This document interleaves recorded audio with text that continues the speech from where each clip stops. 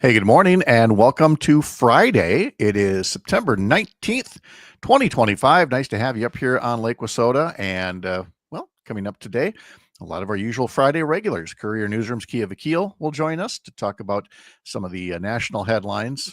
We have a pretty safe idea of what we're talking about there. In our Week in Review panel with former U.S. Attorney Jim Santel and journalist Mark Jacob and Jennifer Schulze.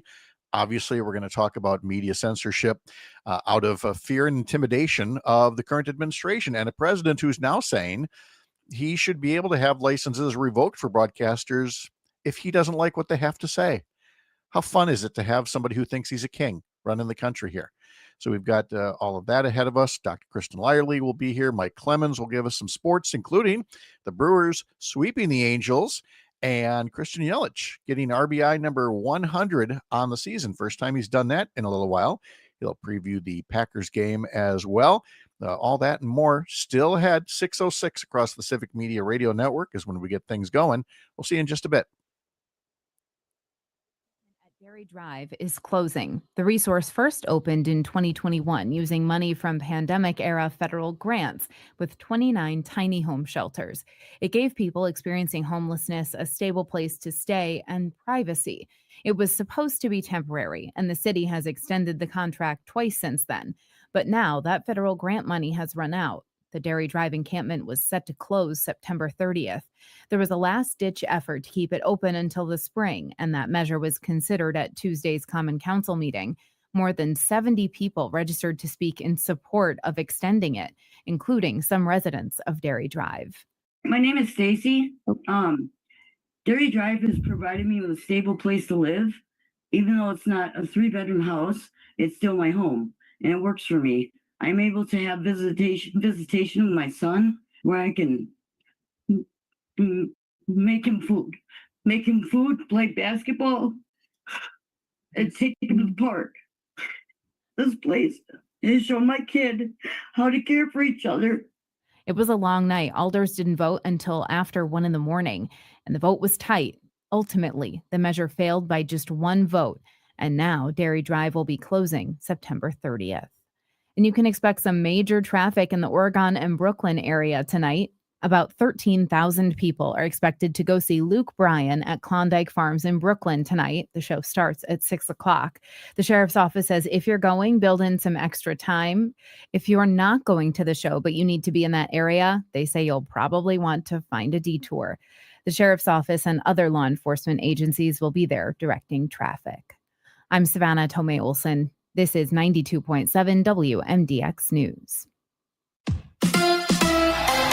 A setback for the Pack. Hi, I'm Mike Clemens with Sports. NFL. The Packers traveled to Cleveland to play the Browns on Sunday. Yesterday, Packers tight end Tucker Kraft went down during practice with a knee injury. Offensive coordinator Adam Stenavich asked if he saw what happened. Yeah, hopefully we'll be all right, but we'll just kind of see how it goes. Obviously, if anyone goes down that you have as a part of your game plan, you'll have to adjust some things. So we'll kind of see what happens with the injury report and everything like that and what the trainers say, and we'll make adjustments. It appears to not be season ending. College football, the Badgers at home tomorrow at Camp Randall against Maryland. Game time 11 a.m. It's Wisconsin's first conference game of the season. The Brewers with another win. They beat the Angels 5-2, completing a 3-game sweep. Tonight, the Brewers in St. Louis against the Cards. The magic number now at 4. Tough road trip coming up with travel and all that kind of stuff. Night game, travel the next day and play. Can't take anything for granted. Just got to keep banging away. That's Pat Murphy with Sports. I'm Mike Clemens. Farm news that impacts you and your community from the Midwest Farm Report throughout your day on 92.7 WMDX. I'm meteorologist Brandon Bormans. Mostly cloudy and still warm with highs right around 80. Showers and a few thunderstorms developing later in the afternoon. Look for showers to be likely tonight, along with a few rumbles of thunder. It'll be a mild night again with low temperatures right around 60 degrees. Right now, it's 64 degrees. Doctors Without Borders is delivering life-saving medical care where it's needed most in communities around the world. From bandaging war-wounded patients in Sudan to providing clean drinking water in Haiti, we're in more than 70 countries worldwide, bringing patients from sick to recovering, from emergency to aid, from crisis to care. This life-saving care is made possible by a global movement of supporters like you. Thank you. The Maggie Dawn Show. Milwaukee County Executive David Crowley, why throw your hat in the ring to become governor, especially in times like this? Folks are tired of politicians who focus on culturals and partisan issues versus delivering real results is going to change lives. And that's what we've done in Milwaukee County. And so my calling is being able to be there for people at my best when people are dealing with their worst.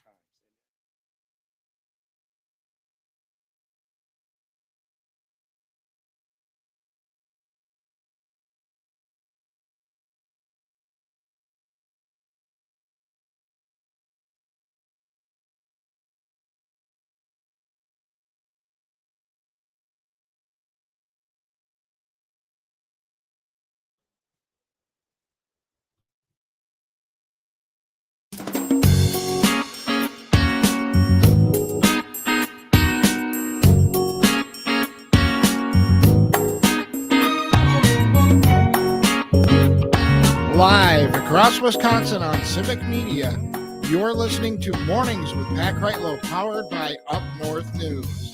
Now, from our Lake Wissota studio, here is the founding editor of Up North News, Pat Kreitlow.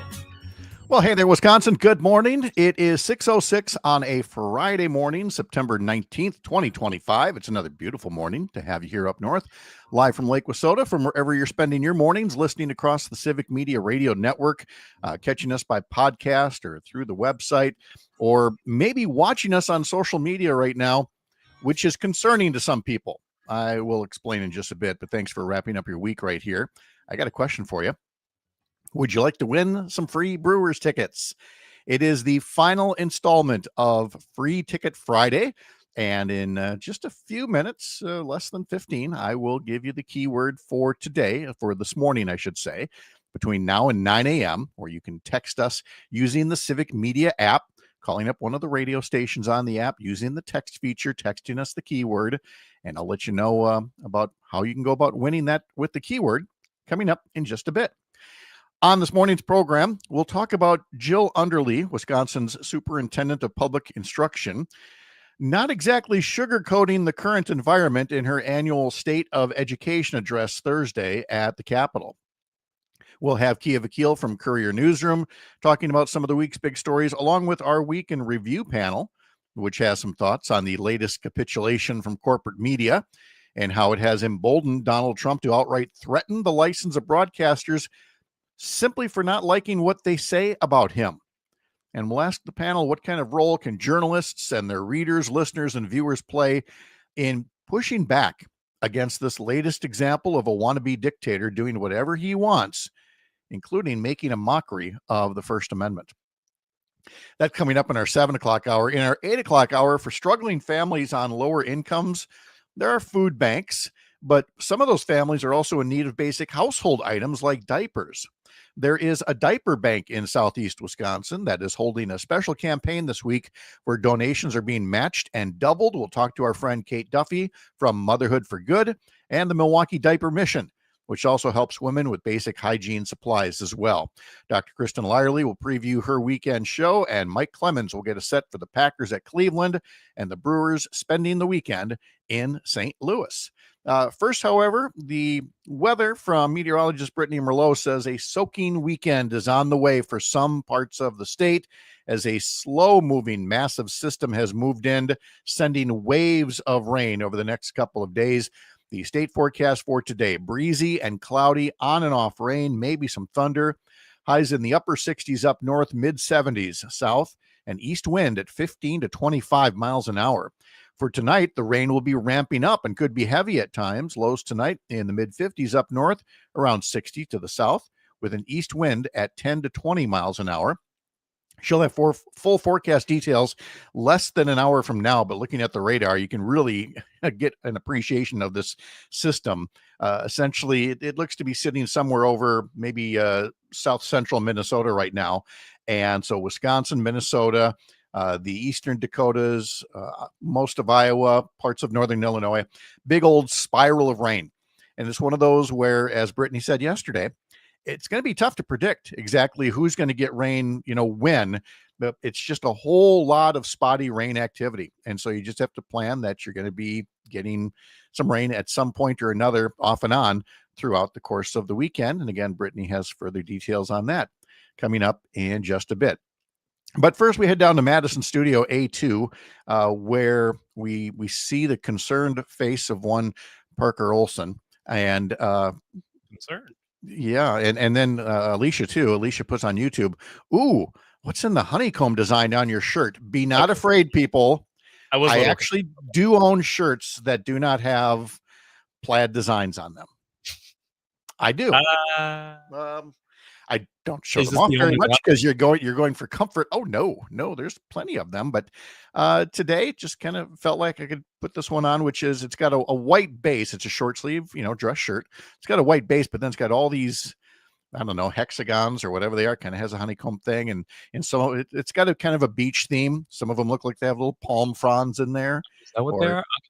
Yep, or just the colors of the Caribbean, I guess you could say. So it's a bit of a little festive Friday fun with the wardrobe today. Get styling a little here. Yeah, I mean, there's many a time where I reach for something like a solid. I've got this solid orange shirt. It's very bright. It's very colorful. But at 6 o'clock in the morning, it's a bit much. I appreciate actually avoiding that.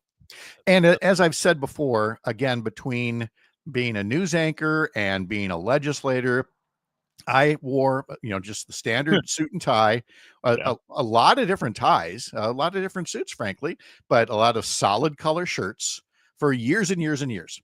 So to be at this age now and have this job now where, the plaid shirt is kind of the requisite uniform, I'm okay with it. I still like to dress up now and then, but I do like dressing. Comfort is important. So yeah, it works well. I am very, very appreciative of how laid back we are here. There you go. Laid back is it. What's on the docket for this weekend for you? Not a whole heck of a lot. Going down on Sunday, hanging out with a couple of friends, watching the Packer game. Hoping to have some wings. I hear we're stopping at a wings place, which I'm very excited about. You're excited about a wings place? I am more excited about the wings than I am about watching the Cleveland Browns play the Packers. Oh, well, okay. Does that include watching the Badgers as well as they take on Maryland tomorrow? Yeah, that'll probably be part of my Saturday too. Yeah. You don't sound too jazzed up about it though. No. I can't say I'm exactly thrilled on that one. And here's the thing. That's why we got Civic Media here for you. We have saved a lot of people. Well, the Badgers have saved a lot of people the time of actually sitting glued to a TV watching the football team. Yeah. And basically put it on the radio and listen in the background as you do everything else that you want to do. And that's what you'll get as the Badgers open the Big Ten season tomorrow, hosting Maryland.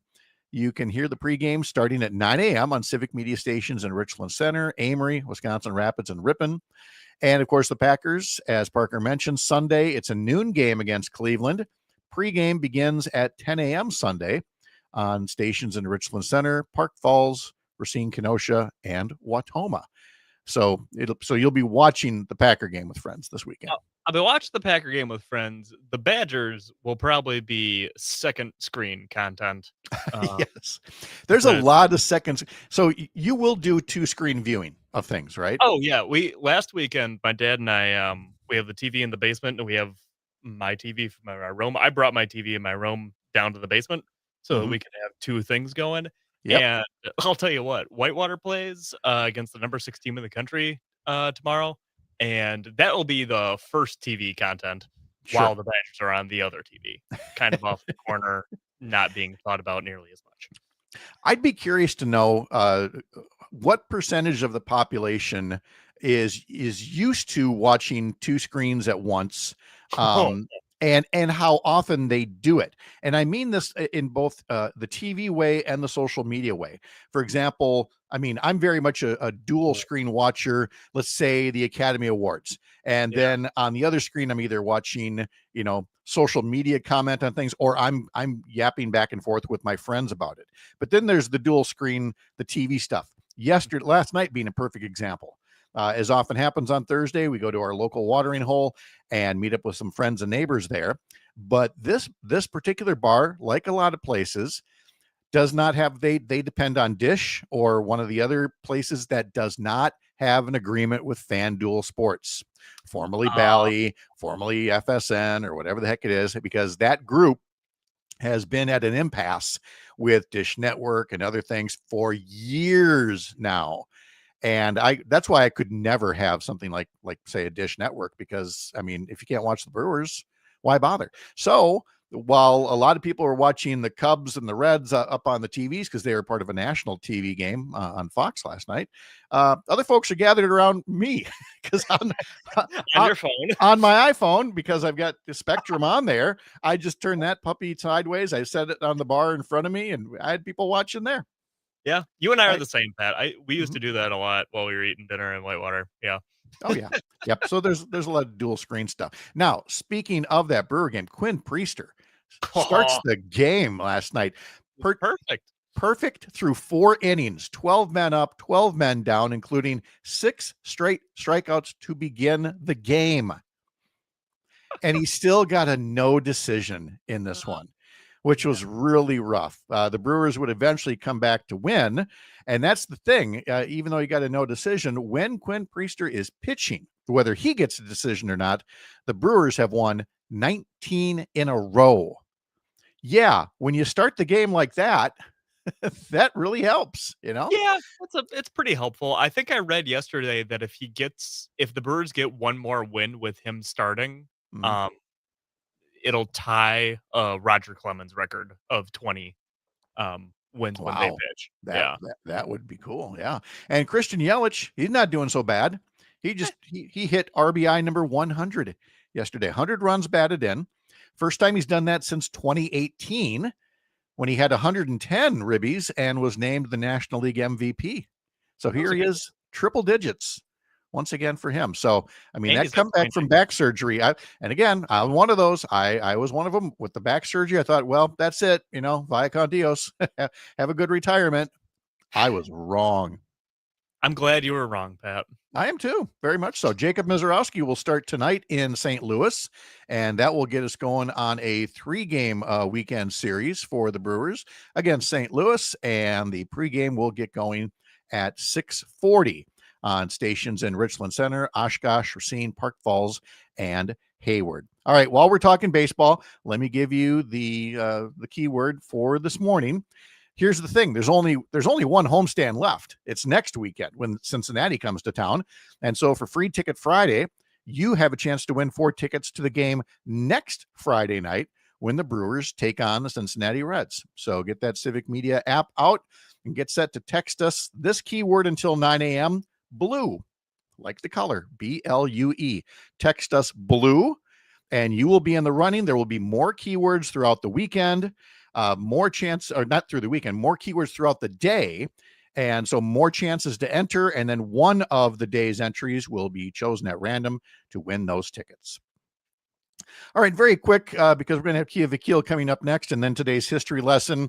Just a quick note that Dr. Jill Underly, the State Superintendent of Public Instruction, held her State of Education address yesterday at the Capitol, as reported here by the Milwaukee Journal-Sentinel's Cleo Krejci. And the poll quote out of it is quite simple. This year, the biggest schoolyard bully in our public schools is our own federal government. She was talking about the hostility that the Trump administration and the Republican Congress has. And frankly, with Governor Tony Evers stepping back, look for Underly to be in a secure position to give the most unvarnished review of how the legislature is treating our children and undermining our public schools. She criticized the use of the U.S. Department of Education funding as some kind of a bargaining chip.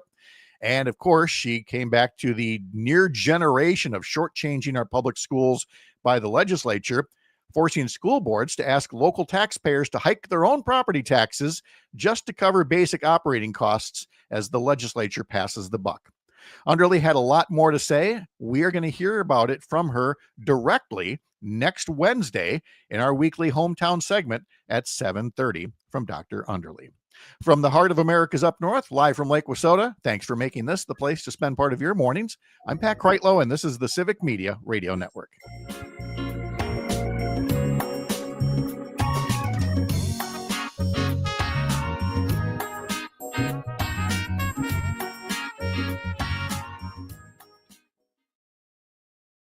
Our weekly what segment? Homeroom. There you go. What You did I said say? hometown.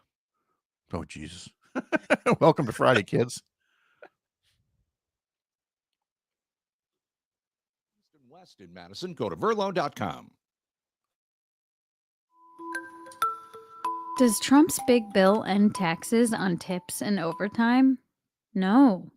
President Donald Trump's new law exempts certain tip and overtime income from federal tax, but the deductions expire in 2028 and come with limits. Workers earning under $150,000 can deduct up to $25,000 in tips and $12,500 in overtime. Social Security, Medicare, and state taxes still apply. The Tax Policy Center says 2% of households will benefit from the tip provision, saving $1,800. The White House estimates $1,400 in average annual savings from the overtime deduction.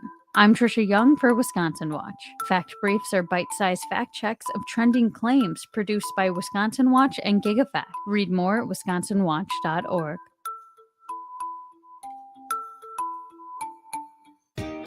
Fall is in the air, and there's no better place to enjoy it than at Sugar River Pizza in Sun Prairie. Cozy up inside for some spirits, 48 beers on tap, and THC drinks. Choose from a wide selection of their warm pastas, 12-hour smoked pulled pork, and of course, their pizzas. Voted Best of Madison, Sugar River Pizza is known for great food, great drinks, and a warm, welcoming atmosphere. Located on Cabela Drive in Sun Prairie, they also offer catering. Sugar River Pizza, where fall feels like home.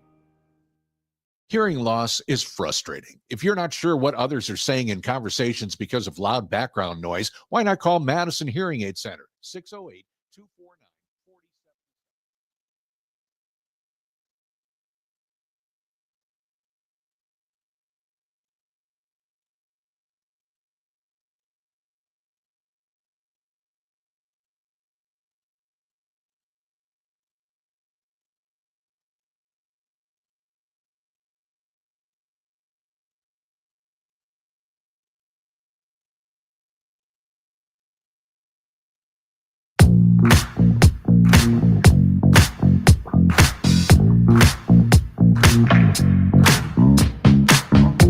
All right, let's get into it. Part of our week in review as we do Fridays here on the show with Kia Vakil, Courier Newsroom's national political editor, joining us back home in Los Angeles. Kia, hello, how are you? I'm well, Pat. How are you? I'm good. Past couple of weeks, you've been on, I was going to say on the road. Well, no, it wasn't the road. You were in the air. You were overseas. Yes. You were over in Europe. Where was it? Vienna and Munich were the highlights? No, I went to Berlin, Vienna, Prague, and Krakow. So I was abroad for a little over 3 weeks, and I haven't traveled in a little while, and I just wanted to do some travel and take a break from the state of the news. I'm very much an advocate of travel and getting away from the headlines for a while because you got to plug back in. You can't unplug full time. And that's always my biggest fear, is that too many people have unplugged and said, well, you can't change anything anyway, even as the First Amendment is being shredded and things like that. So now that you're back, let's get into things here. And boy, last week I would have said the overarching theme, because of the Charlie Kirk murder, was this wrestling of how do you talk about the legacy of somebody with so many negatives and yet be against political violence. That to me seems to be a distant memory now, because the tour of vengeance that Republicans have gone on have now taken us onto a completely different plane of freedom of expression versus what wannabe autocrats want to do. That seems to be the overarching theme this week to me anyway. Yeah, I mean, they're completely shredding the First Amendment, and any arguments that Trump, J.D. Vance, all these guys, top to bottom, right-wing activists have made about free speech or hate speech or freedom of expression, turned out to be total BS. And that's not shocking to me. And to be clear, there are some voices on the right who are principled and, pushing back on this just all-out assault on teachers, college administrators, college students, airline pilots, journalists, political pundits, people, everyone who are saying things, that are, maybe ugly and celebrating Kirk's death and that I find distasteful, to folks who are quoting his own words and just posting that they didn't like his views and, condemn his death but didn't like his views. All those people are getting doxxed, fired, harassed, investigated by the government, from Texas to Ohio to Virginia, all over the country. And it's a modern day McCarthyist Red Scare. It's cracking down on people's freedom of speech. You can disagree with that speech. And look, I'm not going to pretend like the left has always gotten that completely right either. You could probably point to some overreach, but we've never seen anything like this under Democratic leaders, where they're using an arm of the state and working with really extreme activists online to harass and target and essentially encourage people to snitch on others for their posts online. And it's extremely ugly. It's extremely concerning.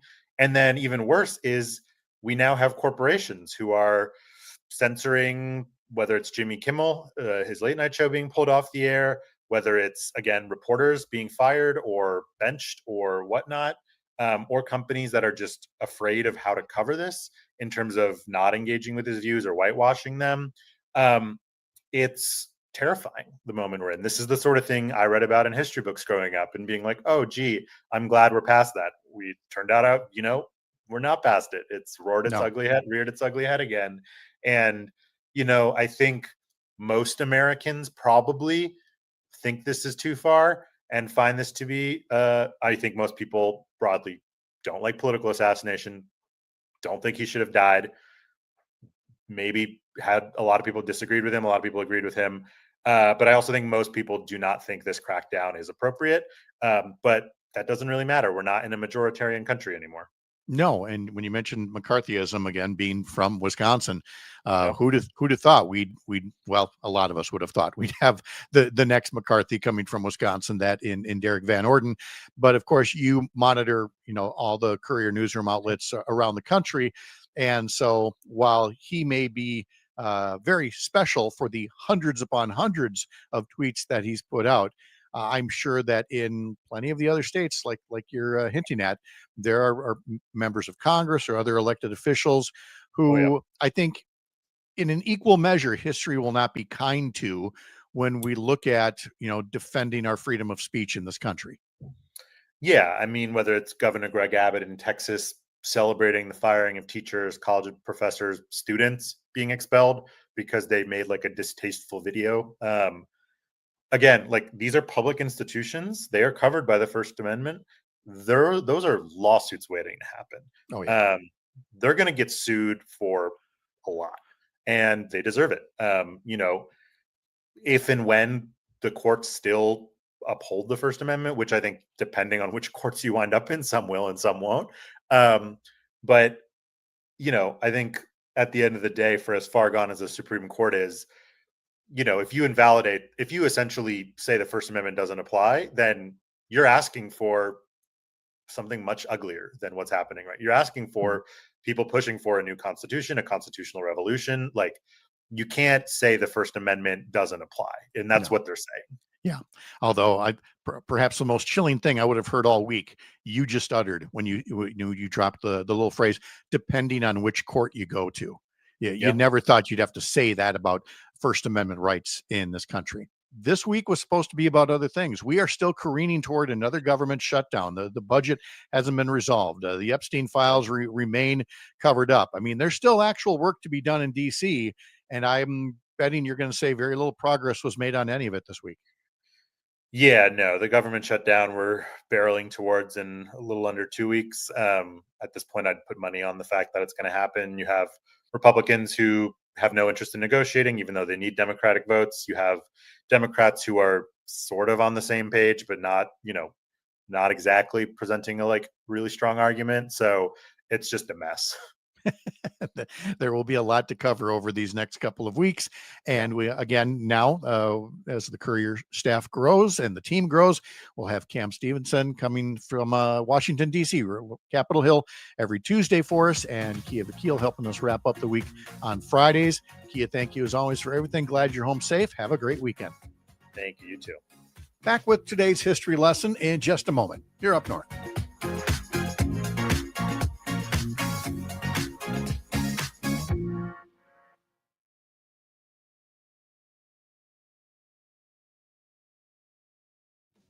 You're listening to 92.7 WMDX, Madison's home for the Todd Alball Show, weekday afternoons from 2 to 4.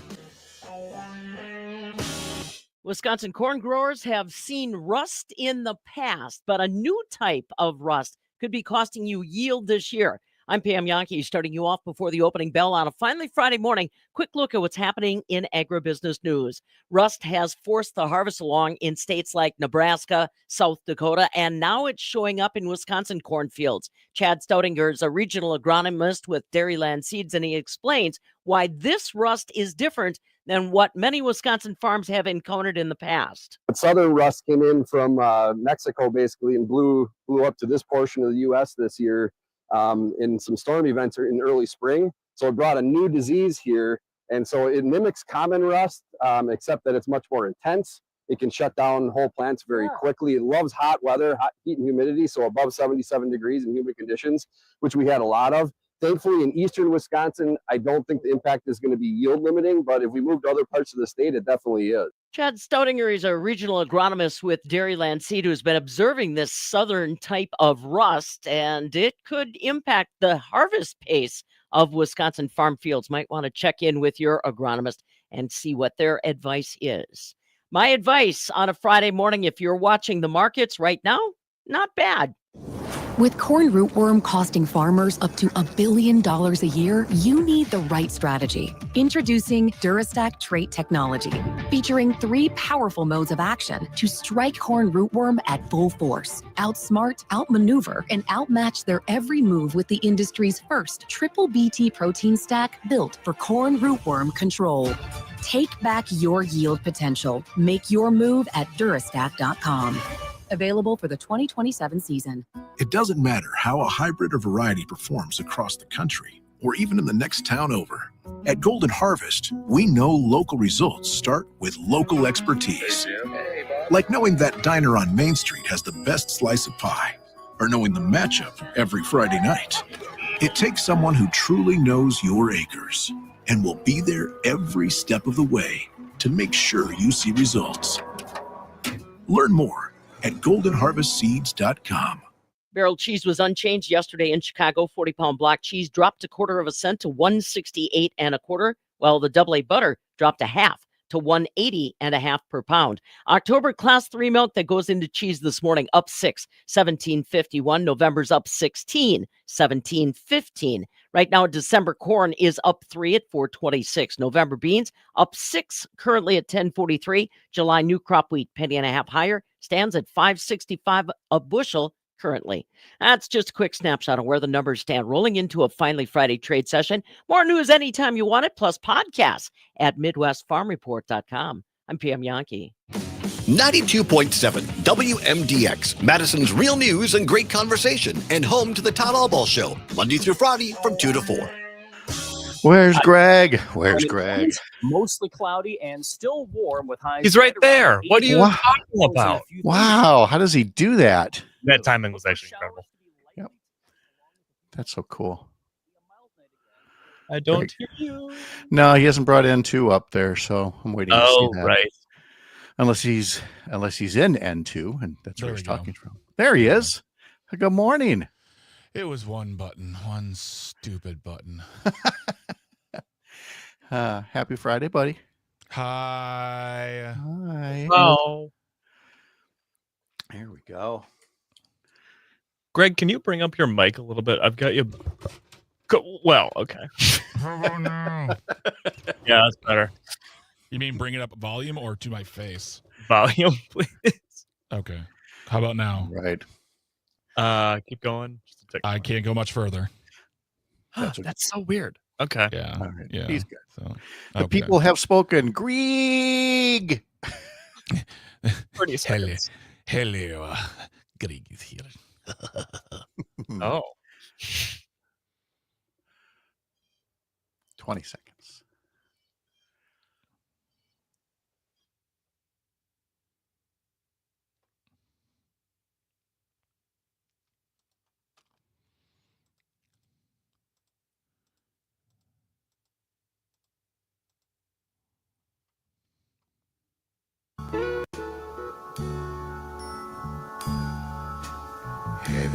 rain falling, seems I hear your voice calling. It's all right. Oh, today's history lesson. We start with Brooke Benton, or Greg Bach doing his best. Brooke Benton. Brooke Benton, born this day in 1931. He had several R&B hits in the 50s and 60s. He actually put 50 songs on the Billboard charts as a singer or songwriter, but then he had a comeback hit in 1970 with Rainy Night in Georgia. Listen to this. I feel like it's raining all I could listen to that voice. Here we go. Listen to this. Neon signs flashing. Come on. Taxi cabs and buses passing through the night. All right, I'm done admiring singers for the morning. Here's Greg Bach. Greg, how are you? I'm doing well, man. Hey, there we go. Here for the show and talk about musical memories. There. Oh, yeah. All right. You got any big plans for the weekend? No, not really. Good. I love hearing that. Yeah. Honestly, like I'm thinking because, I'm gonna try. If the weather is handling itself, I'm gonna try to do some stuff out in the yard and kind of start to wind those projects down. But if not, then I'm gonna sit and hang out with my wife and my dog. Always fun to do, Let's see. I'm supposed to ask Tony. Asks if you're still using your CPAP machine and how you're feeling. Oh, good Lord. Of course I am. I use it every. Here's the thing is, if I don't use it, it's because I've fallen asleep and I didn't get a chance to put it on. But it is a part of the every night experience. Very nice. Very important. Samesies. Thank you. Good. You guys, your good sleep. Yeah. On this day in 1796, George Washington delivered his farewell address. On this day in 1982 was the first documented use of emoticons, which was simply a smiley face made with a colon and a dash and a parentheses. And it was used on the Carnegie Mellon University bulletin board system. Because apparently nobody thought to do that on a typewriter. I'm calling BS on that one. I don't like the hyphen for the nose. That makes me a little uncomfortable. Well, that's because you see young kids like you grew up in this era where emoticons, I mean, you get the whole emoji. It's animated, like the little face winks at you and everything. Back in our day, we just had to type a colon and a dash and a parentheses. And that was all we got. That's all we got for choices. Colon parentheses. That's where I stand. Oh, okay. Just don't want the note. You're anti-nose. I'm anti. Your nose. You just type in the letter. I'm smiling at you right now, which is very weird. I just type out laughing out loud. Yeah. And everybody knows what I'm talking about. I send a voice note of me laughing. Let's go to 1960, 65 years ago today. The number one song was by Chubby Checker.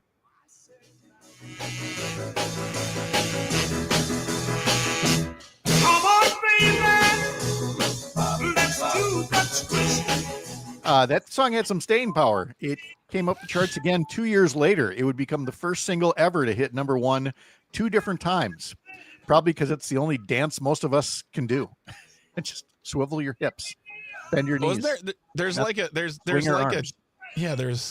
He's got Let's Twist Again, the twist, yes, slow the peppermint twisting, twist. Yeah, the peppermint twist. Oh yeah, he has a lock on the twist-based economy when it comes to music. The twist-based economy.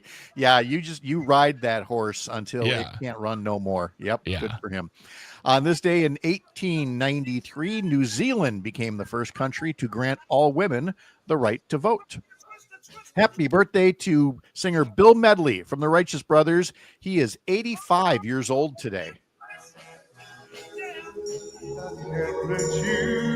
Talk about singers with deep voices. So Bill Medley and the late Bobby Hatfield formed the Righteous Brothers. Bill Medley grew up listening to Ray Charles, Little Richard, and B.B. King. In fact, the term blue-eyed soul was coined by a Philadelphia DJ to describe the sound of Bill Medley and Bobby Hatfield. Wow. And Medley said the name Righteous Brothers came from a group of black Marines at the El Toro base who liked their style and referred to them as Righteous Brothers. Here's the thing about Bill Medley. He just turned 85. Yeah. Earlier this year, as an 84-year-old, he released his latest album. He's still recording albums. God, I've done nothing with my life. All right. Well, no, hang on, Greg. This might be awful. We don't know. Is this a good album? Why would you say that about an 85-year-old music legend? It's not awful. We have already talked about how some of the guys have to hang them up, and they don't hang them up. They still do. I'm just saying. This just in, Parker hates old people doing music. I would like to write my formal apology to the FCC. Yes, please, before we get yanked here. You upset an old white guy. You're in trouble now, pal. Topical. All right. Greg, I'm going to play from this next birthday. I'm just going to ask Parker to start the music. Parker's moving around. Is there a mouse running around your feet? What's going on there? Honest to God, I'm pretty sure a spider was just crawling up my leg.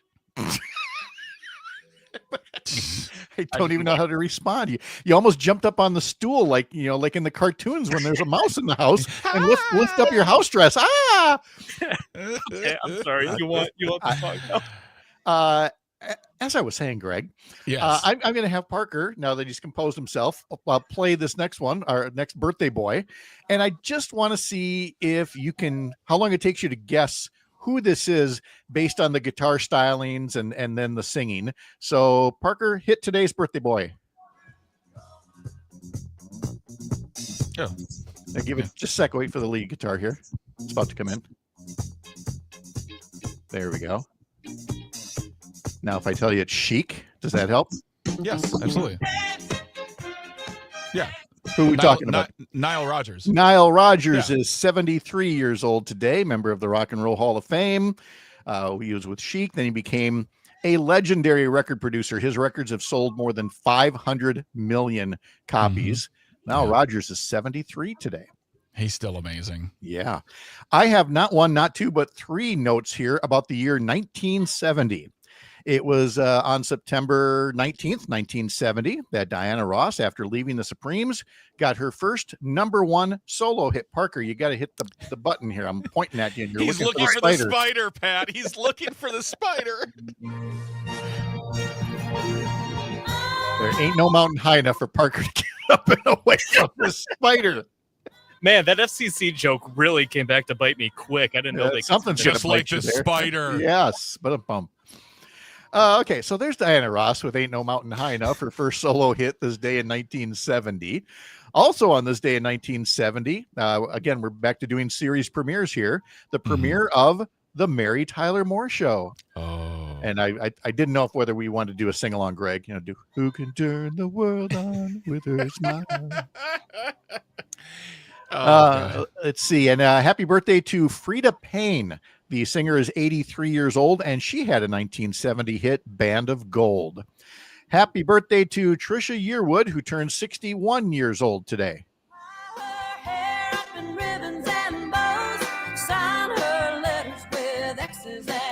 long have she and Garth Brooks been married now? Boy, I bet that's... I think like 10, they've been 15 solid. longer than that. Yeah. Yeah. Or as he refers to himself, Mr. Yearwood. I love that. Mr. Yearwood, yes. Let me see. I How like long that. have Garth and Trisha been married? I love that, Google. Thank you very much, Google. 19 years, almost 20 years. Good for them. That's Oh, fantastic. my goodness. Right. All right. There you go. Longer than I thought. Good. Here's another birthday today. Jimmy Fallon is 51 years old today and still employed, at least for another day. You never know. Yeah. This day in 1985, you remember this one, Greg, when Tipper Gore and other political wives formed the Parents Music Resource Center to get labels on albums that had explicit language? Yes. Meanwhile, Frank Zappa, John Denver, and others testified at congressional hearings about obscenity and rock music. Dee Snider. Dee Snider as well. That's right. Yep. Yeah. So that's why you have labels, is because Al Gore's wife and others said we got to slap a label on these things. And they fought it tooth and nail, and they really it was a big deal. And then what they come to find is that when you put the labels on the records, it would sell more. Exactly. They figured that out. Like they stopped fighting it. We're like, okay, this will work. Yeah, sure. We'll put a label on everything. On this day in 1987, the Grateful Dead hit number 10 with Touch of Grey, their only song to hit the top 10 on the Hot 100. On this day in 1989, a new series began with Neil Patrick Harris as a teenage physician. That's right. Doogie Howser, MD, premiered this day in 1989 on ABC and is still around. Doogie Howser, or Neil Patrick Harris, he's got some staying power. Absolutely. Well, he went away for a while. Everyone's like, "Oh, who's he?" And then he came back. And we're like, "Oh, we love him." It's always what happens. Yes. There's a star. They're amazing. We love them. We're sick of them. We say no, thank you, and then we act like we never saw them. And then we're like, "Oh my gosh, where did you go?" And they're like, "Yeah, you stopped booking me." So, also, that's on you. Two things. I feel like if you took a picture of Parker when he was younger, like he was 12, he would look very Doogie. Oh, very Howser-esque. Doogie. Yes. Yeah. without Also, doubt. Parker, there's a spider on your shoulder. Holy cow. Greg? Shaking in the boots here. One more tune here. On this day in 1999, the Chicks became the first group in the history of the Billboard 200 album chart to have a country album debut at number 1 with the album Fly. Yes.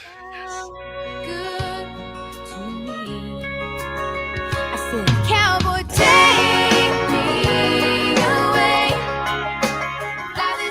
Fly not only had this song, Cowboy Take Me Away, it had Goodbye Earl, If I Fall, You're Going Down With Me, Ready to Run, and Sin Wagon. I'll still listen to that album front to back. Yes, I was going to say, I love all of the Chicks' music. I celebrate their entire discography, but I think Fly may be a perfect album. Oh, without a doubt. And and no wonder it debuted at number 1. They were riding a wave of popularity, and people took to that album right away. Yeah. On this day in 2011, one of those TV things that you don't know if it's going to work or not, Ashton Kutcher debuted on 2.5 Men, replacing Charlie Sheen. And it worked. It hung around for I think 4 more seasons. Oh, really? Like that. Yeah. Yeah. Yep. That's a weird show. And 1 year ago today, Shohei Ohtani created the 50-50 Club. He became the first player in baseball history to hit 50 home runs and steal 50 bases in a single season. That guy's better than you and me and everybody else who's ever Yeah, but played the baseball. Brewers swept them. Yeah. They can't take that away from us. Nope. Today is National Butterscotch Pudding Day. I haven't had butterscotch pudding since I was like 10 years old. Wow. Today is this is both Concussion Awareness Day and National Overthinkers Day. Coincidence? Of course. I don't know. Wow. And finally, that's a real thinker. It is a real thinker, yeah. And finally, Greg, it is National Talk Like a Pirate Day. I bet you there's pirates who talk like me. Just like, hey guys, would you like to go plunder the booty over there? We'd like to get some. I knew Greg was just not gonna go along with this. We're gonna steal this ship and all its wares. And frankly, I don't like the misrepresentation of me in TV and films. Thank you very much. I may be a pirate, but I'm also a person. I'd love to just hear him go, "Hey, you guys, we're taking over your ship." Okay. Let me squeeze past you.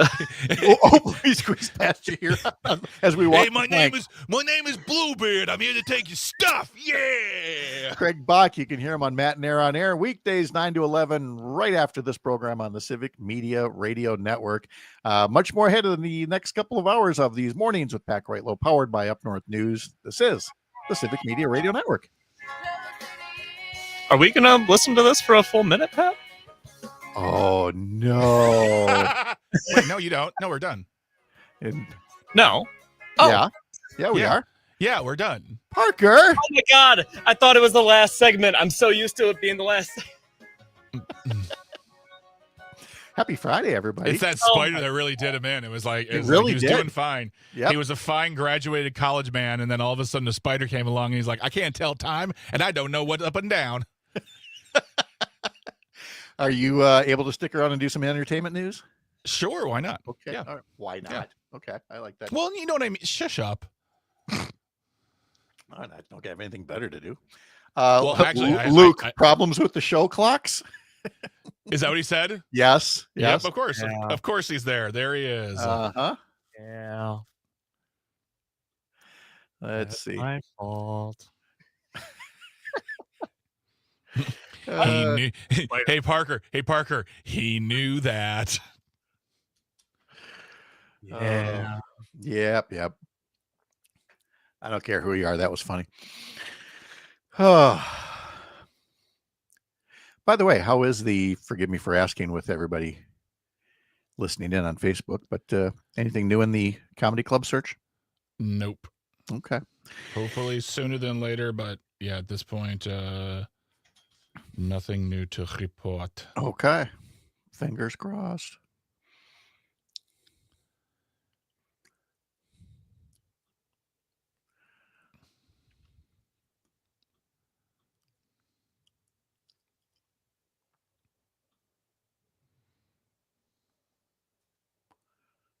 Oh boy. Sponsored by Pfizer.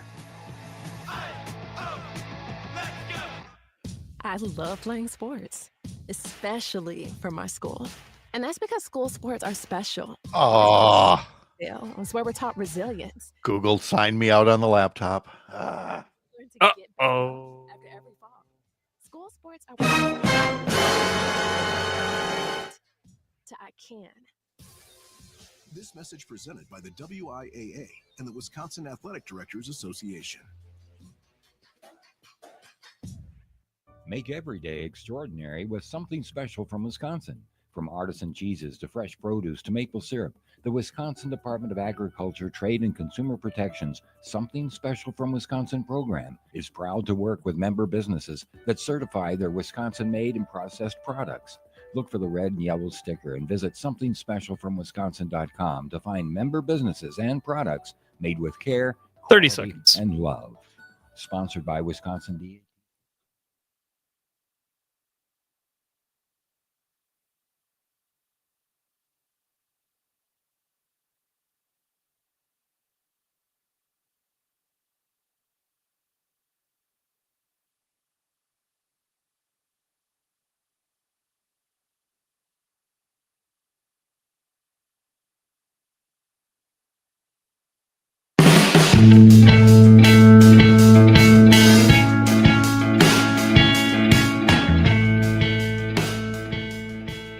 On behalf of Civic Media, we'd like to apologize to the spider that caused such disruption that we couldn't even go into the commercial break without busting out. Did you ever find the little bugger? Turn your microphone on, Parker. And I forgot to turn my mic. I am. You are having a day. Wow. It's just if there's anybody listening in the Madison studio, please bring Parker some chamomile tea. we're gonna call the day. We're just gonna end this whole show right now. Whistle! Whistle! There we Thank go. you. There we go. Yes, we have the Roy Kent coffee mug. It is Friday. Shall we? Well, let's first do the what's that thing called? Free Ticket Friday. See, it's happening over here too. Free Ticket Friday. Let's get that keyword out there. You could win 4 tickets to see the Brewers against Cincinnati next Friday night. Text us the keyword blue, BLUE, like the color. Text blue until 9 o'clock. Greg, would you hazard a guess that you'll have a keyword as part of Matt and Air on Air, a different keyword later on? Oh, most definitely. We will have a keyword for you at when we're on the air. We're on from 9 to 11. We generally, we like to tease it a little bit. But yes, just like with Pat's show today, this morning, when we give you our keyword, you're going to pull out the Civic Media app and you're going to text it in via the Civic Media app. Remember, spelling counts. Yes, it does. BLUE, blue is the keyword until 9 o'clock this morning. All right, I got my Harvey Levin oversized mug here. Let's pretend that this is the TMZ newsroom as Parker pitches the entertainment story of the day. Parker, what have you got? Star Wars Starfighter. Aren't you so excited, Pat? We got a new Star Wars movie coming out, and it's star-studded, which is really weird for Star Wars. It has Ryan Gosling starring in it. What? Mm-hmm. Yeah. That makes Ryan me, Gosling in Star Wars. Yeah. Okay. And it's also got a bunch of others too. And is that the name of it, Starfighter? Yeah, Starfighter. Yes. It takes place like 5 years after the most recent trilogy. And So 5 years after Rise of Skywalker? yes. Okay, all right. That's what they're doing now with some of these properties. They're doing like it's 5 years after Return of the Jedi. It's 5 years after. Well, also it's a long time ago. So 5 years means nothing in Star Wars world. In a galaxy far, far away, where time is a flat circle. What's 5 years anyway? Where they can conjure the science to fly through space and have laser weapons. They're like, when did this take place? Long time ago. Mm-hmm. You Far got away. Alicia's attention. She's like, "What? Ryan Gosling?" Mm-hmm. I assume that is a good thing that she's expressing.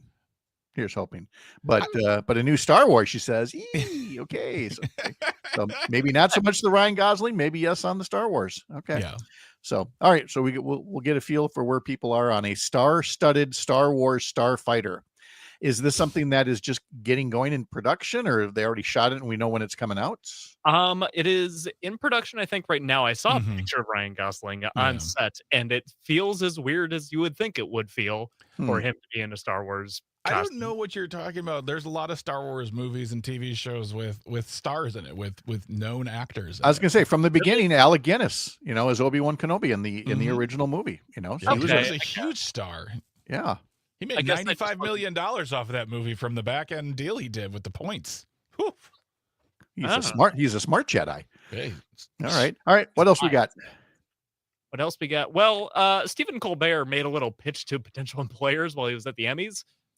He brought a headshot, and he asked if Harrison Ford could get the headshot to Steven Spielberg and maybe get some jobs lined up for him. Ooh, Stephen Colbert is the next Indiana Jones. No, I don't think I'm not getting that one. All right. I don't know. Maybe. We'll workshop it maybe. So what do we think between Stephen Colbert, now Jimmy Kimmel, and Jon Stewart? Do we think that any of them are coming back to like a network TV show, or might we see some kind of like an independent project going forward? Greg, if you were, especially, let's take Jimmy Kimmel out of it because Stephen Colbert and Jon Stewart have more of a history together. Mm-hmm. Well, what are the odds that they don't just say, well, I guess we're retired, we'll cash the checks, as opposed to coming back with something? I think that Jon Stewart likes his gig at The Daily Show right now. He only has to work 1 day a week. Yeah. And I think Stephen Colbert still has something in him. I think he still has something to say. I don't know if it'll be, I know it can easily be a podcast because that's just the easiest pivot, but I'd like to see him on television. There's something about Stephen Colbert, especially on network television, it still has some push for me personally, but I think the easiest thing for Colbert to do is say, all right, pack it up, pack it in, and here we go. We're going to go start a podcast. Yeah. Alicia writes, wait, what? Has Jon Stewart been canceled too? No. I just meant because Jon Stewart's only working that 1 day a week that, maybe they could do something. Tony puts up no more corporate media. Well, I mean, yeah, the mega corporations. I, for one, am happy to be working with the corporate media that is Civic Media. That's a fine corporation, a public benefits corporation, may I add, as well. I really enjoy working for Civic Media and really all of its affiliates. Exactly. Yeah. All right. So we got Stephen Colbert. You want one more entertainment story to close out the week? Oh, sure. Did you realize that Travis Kelce and Taylor Swift are engaged yet? No, you didn't know that? That's not your story. That's not your story. No, it's not the story. It's not the All story. right. What is the story? Roger Goodell, the commissioner of the NFL, was asked if Taylor Swift might be a halftime show, and he said just maybe, which I think is kind of baffling. Why, you think he was taking a dig at it, like she might not be good enough? I think it's weird that she hasn't done one yet, given she's been a massive star for like decades. But she kind of doesn't need it. I mean, she's had her own thing going on. Also, the logistics of it all, I wouldn't be surprised if it just didn't work out. And also, I think that people would lose their minds if she did. Like there's such a weird like I need tough and cool for my halftime show. Can you imagine though that if she was, and all these Swifties got tickets to the Super Bowl, but just for her? So like during the Super Bowl, they just left. They're all in the concourse and milling around and scrolling on their phones, and there's like half empty stands for the Super Bowl, and then they all come rushing back in for the halftime show. Yeah. And then after Taylor's done, out they go again. That would be an amazing scene. And it's exactly what would happen. That's why Tay-Tay is not doing the Super Bowl show. Greg Bach, we'll see you at 9 o'clock for Matt and Air on Air, if you don't mind. Absolutely. I'd love it. Come on by. All right. We'll be happy to. Yeah. You have a wonderful weekend. We've got our weekend review panel coming up right after the news. I'm Pat Kreitlow. This is the Civic Media Radio Network.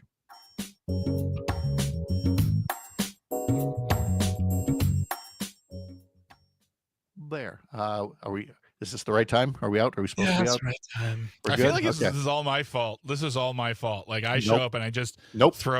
I just throw a fleck of sand into the machinery, and you're like, everyone's Did just. you put the spider in the control room? I don't think so. So True. Everyone's a tush over tea kettle here, and I don't know what to do with myself. All right. Well, thank you for being part of our morning caffeine over here. Of course, I'm here to. You are caffeine in a lovable hairy form over there. So that didn't feel like the compliment you wanted it to be. that Okay. that didn't work. That didn't work at all. Okay. Bye. Jacqueline. Bye, guys. She's right over there. See you, Greg. Today, the president also expected to speak with Chinese leader Xi Jinping. TikTok at the top of the agenda. The FDA's vaccine advisory panel will consider changes to the hepatitis B vaccine recommendations today. Thursday, the panel voted to split the measles, mumps, rubella, chickenpox vaccine into 2 shots and not be administered to children under age 4. This is ABC News. You're listening to 92.7 WMDX, Madison's home for the Maggie Dawn Show, Monday through Friday from 4 to 6 p.m.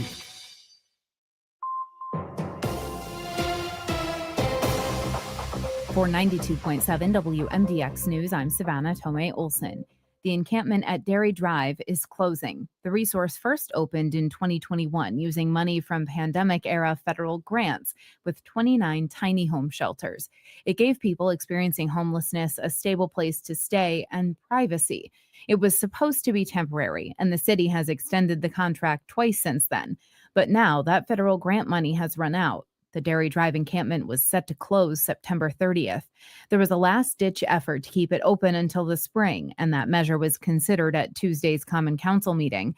More than 70 people registered to speak in support of extending it, including some residents of Dairy Drive. My name is Stacy. Dairy Drive has provided me with a stable place to live. Even though it's not a 3-bedroom house, it's still my home, and it works for me. I'm able to have visitation with my son, where I can make him food, play basketball, and take him to the park. This place is show my kid how to care for each other. It was a long night. Alders didn't vote until after 1 a.m, and the vote was tight. Ultimately, the measure failed by just 1 vote, and now Dairy Drive will be closing September 30th. And you can expect some major traffic in the Oregon and Brooklyn area tonight. About 13,000 people are expected to go see Luke Bryan at Klondike Farms in Brooklyn tonight. The show starts at 6 o'clock. The sheriff's office says if you're going, build in some extra time. If you're not going to the show, but you need to be in that area, they say you'll probably want to find a detour. The sheriff's office and other law enforcement agencies will be there directing traffic. I'm Savannah Tomei Olson. This is 92.7 WMDX News. Meet me in St. Louis. Hi, I'm Mike Clemens with Sports Baseball. The Brewers in St. Louis tonight against the Cardinals. The Crew with a 5-2 win last night at home against the Angels. Christian Yelich, 2 for 4, driving in his 100th RBI of the season. Manager Pat Murphy. It's quite an accomplishment for any player. Yelich, if you took the number of hard hit balls that were caught this year by Yelich over 100 and whatever miles an hour, you'd be astounded. Milwaukee's magic number down to 4. The Angels losing their 7th in a row. Football, the Badgers host Maryland tomorrow. Kickoff 11 a.m. The Packers head to Cleveland to play the Browns Sunday at noon. The Lions, Commanders, and now the Browns all trying to stop Green Bay's ground game. A lot of these teams that we play, we already know they're going to load the box. It's going to be 8 to 9 guys in there. Safety's going to be flowing hard. It just is what it is. It's what we got to expect. So we got to learn how to make adjustments from there. That's Packers running back Josh Jacobs. With Sports, I'm Mike Clemens. Catch Farm Report updates throughout the day from the Midwest Farm Report, right here on 92.7 WMDX. I'm meteorologist Brandon Bormans. Mostly cloudy and still warm with highs right around 80. Showers and a few thunderstorms developing later in the afternoon. Look for showers to be likely tonight, along with a few rumbles of thunder. It'll be a mild night again with low temperatures right around 60 degrees. Current temperature, 63. This is Robert Pilot, host of Native Roots Radio. On our show, we talk about Native issues like treaties, protecting Mother Earth, and holding our elected officials accountable. You'll also hear from Turtle Island voices like Arvina Martin, State Representative Heather Keeler, Ruth Anna Buffalo, Dr. Anthony Stately, State Senator Mary Kunish, Robert Lilligren, and Bob Blake. Native issues are human issues, and human issues are Native issues. Native Roots Radio, weeknights at 8 on your local civic media radio station.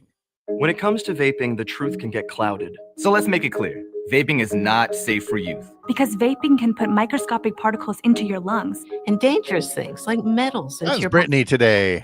Pretty good. How are you? It's so rainy. Just rainy, rainy.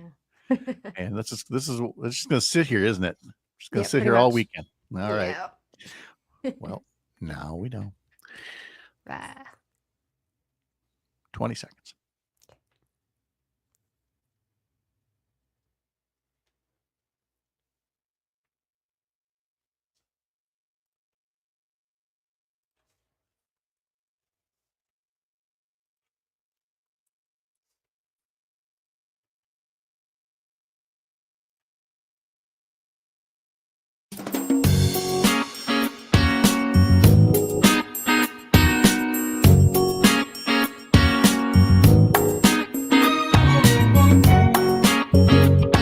Live across Wisconsin on Civic Media, you're listening to Mornings with Pat Kreitlow, powered by Up North News. Now, from our Lake Wissota studio, here is the founding editor of Up North News, Pat Kreitlow. Good morning. It is 7:06. It is nice to have you back here up north on a Friday morning. It is September 19th. 2025. Parker Olson's producing things down in Studio A2. Meteorologist Brittany Merlot is standing by. And so is our week in review panel, journalists Mark Jacob and Jennifer Schulze and former U.S. Attorney Jim Santel, to talk about the big stories of the week. And obviously, what is happening to our First Amendment in our corporate media is going to be a big part of this hour's discussions. In our next hour, Dr. Kristen Lyerly joins us along with Kate Duffy from Motherhood for Good, talking about a big diaper drive going on for a local diaper bank and how you can help out and how your donations can be doubled thanks to somebody who's going to be matching all of those gifts. And Mike Clemens will be along at 8:35 to talk all about the Brewers sweeping the Angels and now heading to St. Louis for a series against the Cardinals. And then they had out of the St. Louis series this weekend, they then head to, San Diego. That's right, for games Monday, Tuesday, Wednesday of next week. And then they come home for the final homestand of the season next weekend against Cincinnati. And that gets us to Free Ticket Friday. This is the final Free Ticket Friday of the Brewers season. So you want that Civic Media app handy to send us the keyword I'm going to give you in just a little bit. And you can get 4 tickets to next Friday night's game versus Cincinnati. And it's our last Free Ticket Friday. So listen for that keyword. You'll have until 9 o'clock to text it in. And then more keywords throughout the day, more chances to enter. One of those drawings or one of those entries today will be drawn to win those 4 tickets to the game.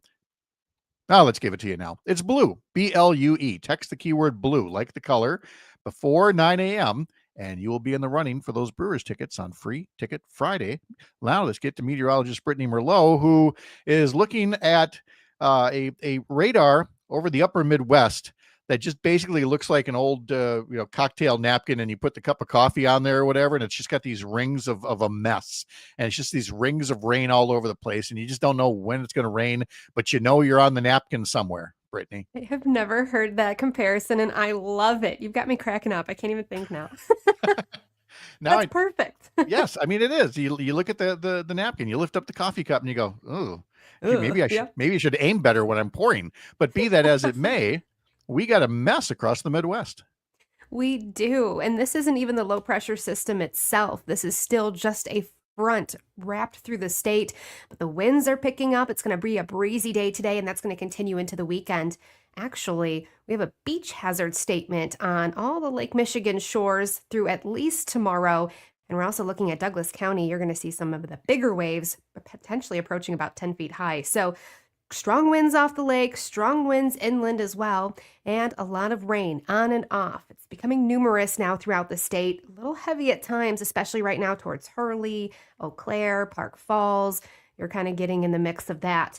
But this is going to be the case as we go through the next few days. What I'm thinking is we'll have a little break this afternoon and then more starts to ramp up later tonight, or it could be heavy in spots.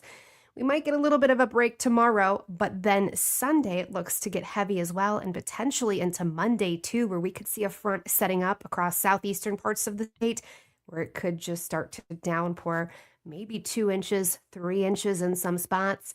But widespread, we're really looking at about a half an inch to an inch by the time this weekend is said and done. Really depends on if your town gets underneath multiple thunderstorms or not. This is a messy system. It has honestly been one of the hardest ones to forecast, to be honest with you. But the good news is I don't see any severe weather in it. I just see some heavy rainfall potentially. So breezy, wet, dark and dreary this weekend. Don't forget the umbrella. I actually made a post on Facebook. I want pictures of your umbrellas. I just started thinking this morning, there's got to be an array of colors and designs and things. And if you get caught in the rain, I want to see a video too. Yes, there are absolutely so many umbrellas. That's a great idea. I wonder All if right. there are There you umbrellas go. that look like Pat's shirt. Right? Oh, the one day I don't wear a plaid or a flannel shirt, and now it's being used as fodder for umbrellas. No, it's got little palm trees on it. It's fine. Let's see what's in the mailbag here. First off from Alicia. Ooh, what's with the honeycomb design on the shirt? All right, moving on here. From Roger and Stevens Point. Good morning. As the bells echo from St. Peter's Church, I tuned into the game that Chad Holmes called last night, Wausau East at Mosinee. The game had a 1 hour, 40-minute rain delay with a thunderstorm. Mosinee won 35-7 as the game went final at almost 11 p.m. Chad Holmes puts in some long days. Let's see. I know that we've got Robin Tigerton here. There he is. Good morning from Tigerton. Cloudy and 59 he puts on YouTube. Yesterday, I was busy mowing 5 yards in Tigerton. Yesterday, when you were all talking about pizza, I had a supreme pizza at Blazers Bar and Grill in Split Rock.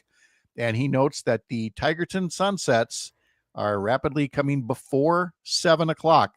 6:58 is what he says sunset's going to be in Tigerton. He said last night around Lake Dubay area, north of Stevens Point, had 2.5 inches of rain. Tigerton, 0.2 of an inch of rain overnight. He said, we do need the rain. It was the first in 10 days. And so that much rain is needed. And he also says he does not have an umbrella. Whereas Alicia puts on there. Info. I know. Alicia says, ooh, I've got a rainbow umbrella that I bought at Fox Valley Pride. So there you go. So get them sent in. And I mean, do you subscribe to the whole theory of, opening an umbrella inside is bad luck, or can people open their umbrella inside to make the video or the photo? Or would you rather they be outside? Okay. I wouldn't do that. I would be outside with it. Outside's better. Come on. Look at you being all superstitious. But if it's stored inside and you're not going anywhere and it's just sitting there, you can just send a picture of it just sitting there. That's fine. Okay, that'll work.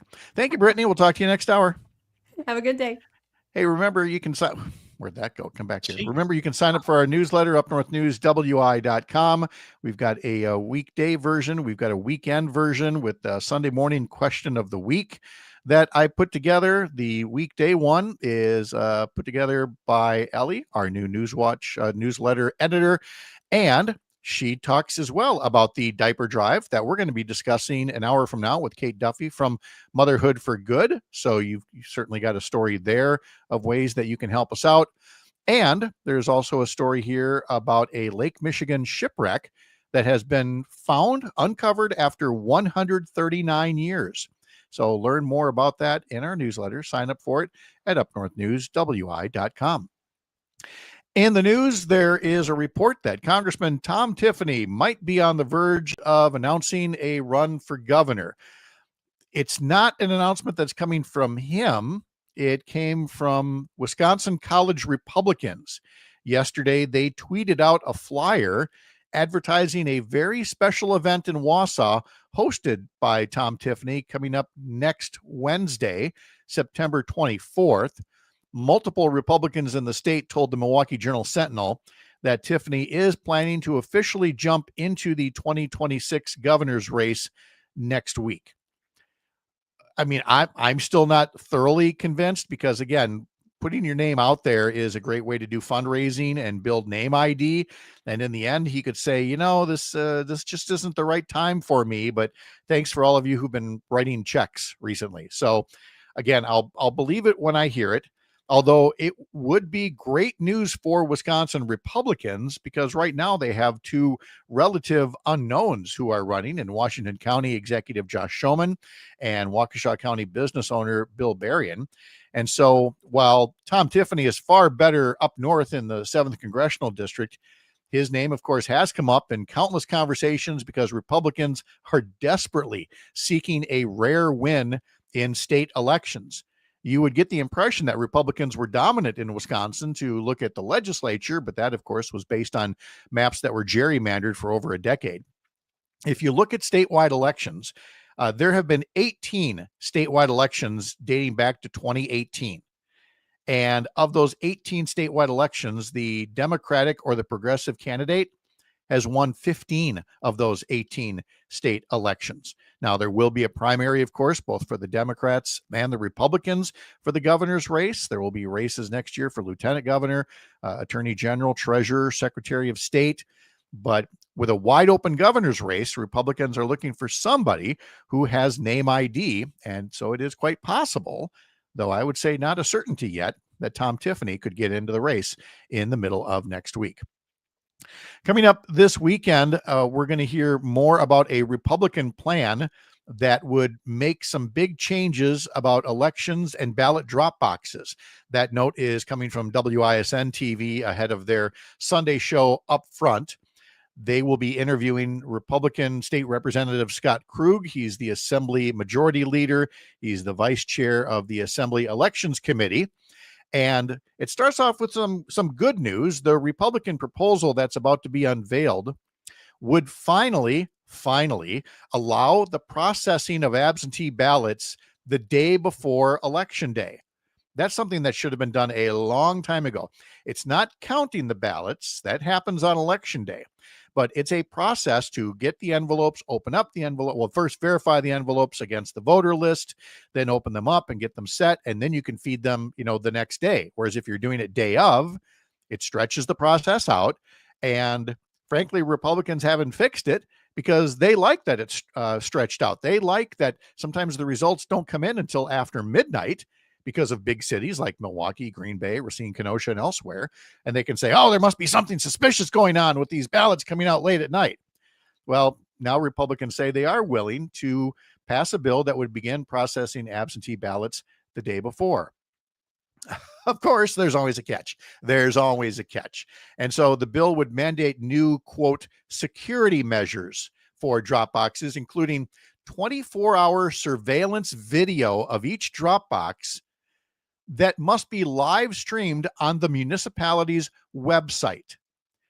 Ballots would also need to be transferred under the supervision of a law enforcement officer, and the legislation would penalize clerks who correct errors on absentee ballot requests. In other words, this is going after a fly with a sledgehammer. This is overkill to the umpteenth degree here.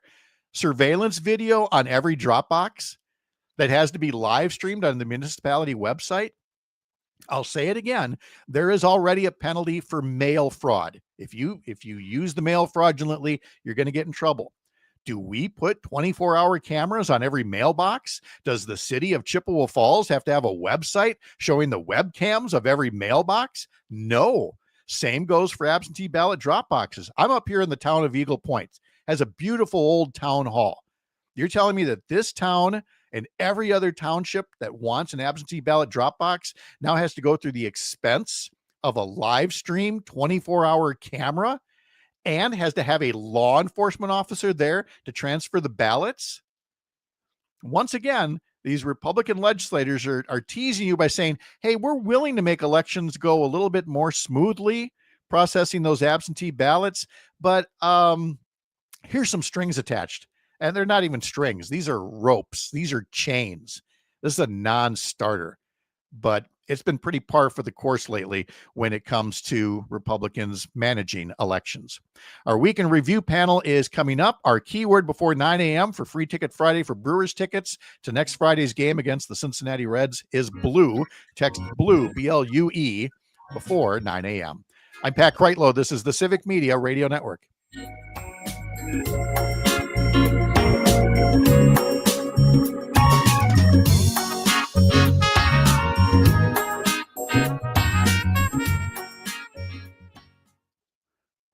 Why can't you just pass a clean bill? Why? Why is this so hard? All right, let's see what we got here.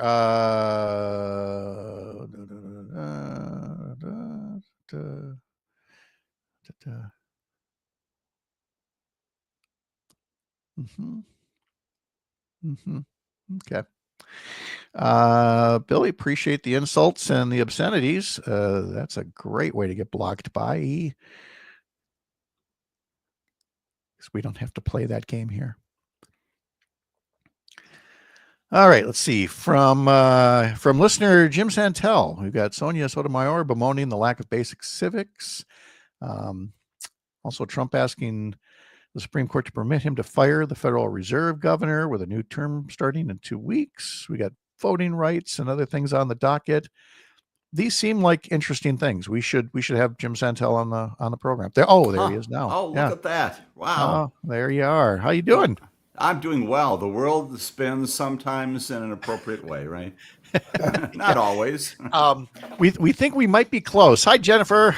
Good morning. Hi, Mark. How you doing? We think we might be close. Instead of how you doing, we're thinking maybe with going with how's the dumpster fire where you are, or something. Or how hard was it to get out of bed this morning? I like that one. I like that one too. Yep. Or maybe that's how I feel today. Let's keep it away from stuff. Let's keep it personal, and maybe we just greet everybody with "How's your health?" or something like, or "What'd you have for breakfast?" Anything else would do. So, okay. Let's see. 45 under 45 seconds now, and we will get things rolling. So stand by.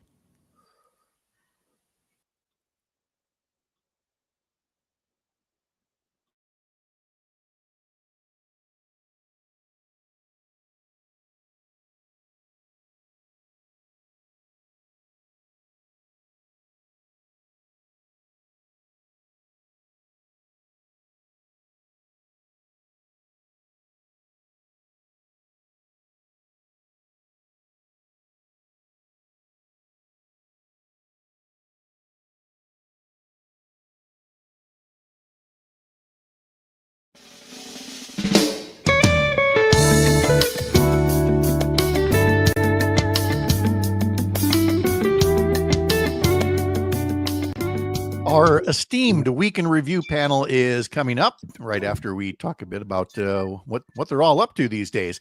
You can get from Jennifer Schulze her newsletter on Substack called Indistinct Chatter. Search for News Jennifer. Her latest issue says it does no one any good for Charlie Kirk's life to be sane-washed or for reporters to rush to publish unverified info. From Mark Jacob, who's got Stop the Presses at stopthepresses.news and couriernewsroom.com, talks about media timidity from some cowardly journalists after the Charlie Kirk murder. And of course, former U.S. Attorney Jim Santel has Amicus, a law review, every Saturday starting at 9 a.m. on Civic Media radio stations around Wisconsin. Learn more at civicmedia.us. Jennifer, Jim, Mark, good morning. Good morning. See ya. I'm getting better. I'm just saying good morning. I'm not saying good morning. How are you? Because then there's that uncomfortable thing after that. So we'll just stick with good morning. So here we are. I feel like, this segment got started with just, Mark came on board and I thought, well, let's get some friends here to join in with us. But every so often, I just want to go back to the way that it was in the beginning, because I just know all I have to do is say something and it's like pulling a string. Mark, ABC capitulated to Donald Trump, and they basically are. I'm sure Jimmy Kimmel's not coming back the way things are looking right now. What do you think? I'm going to go get some breakfast. I'll be back in a while. The floor is yours. You let her loose, Mark. Well, look, the real problem is corporate media. It's the it's people, big corporations who own a lot of different businesses that many of which have nothing to do with journalism, but they happen to own media outlets as well. Therefore, because they're scared of Trump sabotaging their other interests, they're willing to sacrifice their media outlet or the legitimacy of it in order to satisfy the would-be dictator. And so that's why they are so quick to capitulate, to throw millions of dollars at Trump and to do what they did to Kimmel. And there's this self-censorship going on now in media, where people get fired for saying perfectly reasonable things, just to maybe they think it's almost like the Aztecs, throwing people into the fire to sacrifice them to the gods. I mean, there is this kind of idea that if the media punishes its own, then the dictator will be satisfied. Well, and the truth is, the dictator's never satisfied. The dictator wants more and more always. I saw this going in a lot of directions. I did not have Aztec sacrifice on my bingo card. I'm going to Mexico soon, so I'm really thinking Aztecs. This is why we've got him here. Jennifer, I mean, again, equally shocking that we're at that point where it's not even like a suspension. It is, bending the knee in record time. Yeah, really. It is absolutely incredible how this happened, but not at all surprising. Remember that Trump said after Colbert's show was not renewed, he said on social media, Kimmel is next. And he has been attacking Jimmy Kimmel and Stephen Colbert for years. So this is, I'm sure, maybe it wasn't written down in Project 2025, but it was part of the revenge plan. And I don't think he's going to stop there. He said, the NBC late night comedians should be fired next. So, I think this is going to keep going. I don't know who's going to stop it, but it's a really bad place for us to be. Here's who would normally stop it: an independent Federal Communications Commission. Right. But Jim Santel, I mean, we know what the law that set up the FCC would do in a perfect world, but from a legal standpoint, we're in a different kind of area when you have an FCC commissioner who is just an outright toady to the sitting president. And it's contrary to the congressional intent, right? We've got all these agencies, FCC among them. Oh, by the way, the Federal Reserve is out there also being attacked, Consumer Product Safety Commission, all kinds of things. They're established by the Congress. They are not sitting around the president's cabinet table. He does not have authority over them. And yet, yes, appointments are often made, and there's no doubt about that. But the concept by Congress was independence. You don't want political decision-making going on at these agency levels. And again, up to now, the Supreme Court in many of these cases has said, all right, even while we're litigating that underlying issue, which has been resolved, we know the president does not have authority in these areas. We'll let you go ahead and fire people, let you go ahead and frankly, encourage exactly the kind of thing that the Congress prohibited, which was partisan perspective, doing things that are on the agenda of a particular political party. It is completely antithetical, regardless of what your political views are, Republican, Democrat, somewhere in between. This is not the way our administrative strategy was set up and our structure was set up to operate in this way. No, not at all. And Mark, I mean, we'll get more into this after the break, but I mean, where do we go from here? I mean, we do have people like just a minute ago, Adam put up, I immediately canceled my Disney Plus subscription. I love Disney's content, but I need to speak with my wallet. And there are plenty of people doing that. From more of a big picture standpoint, are we relatively just tied up until the midterms and maybe there's a change in Congress?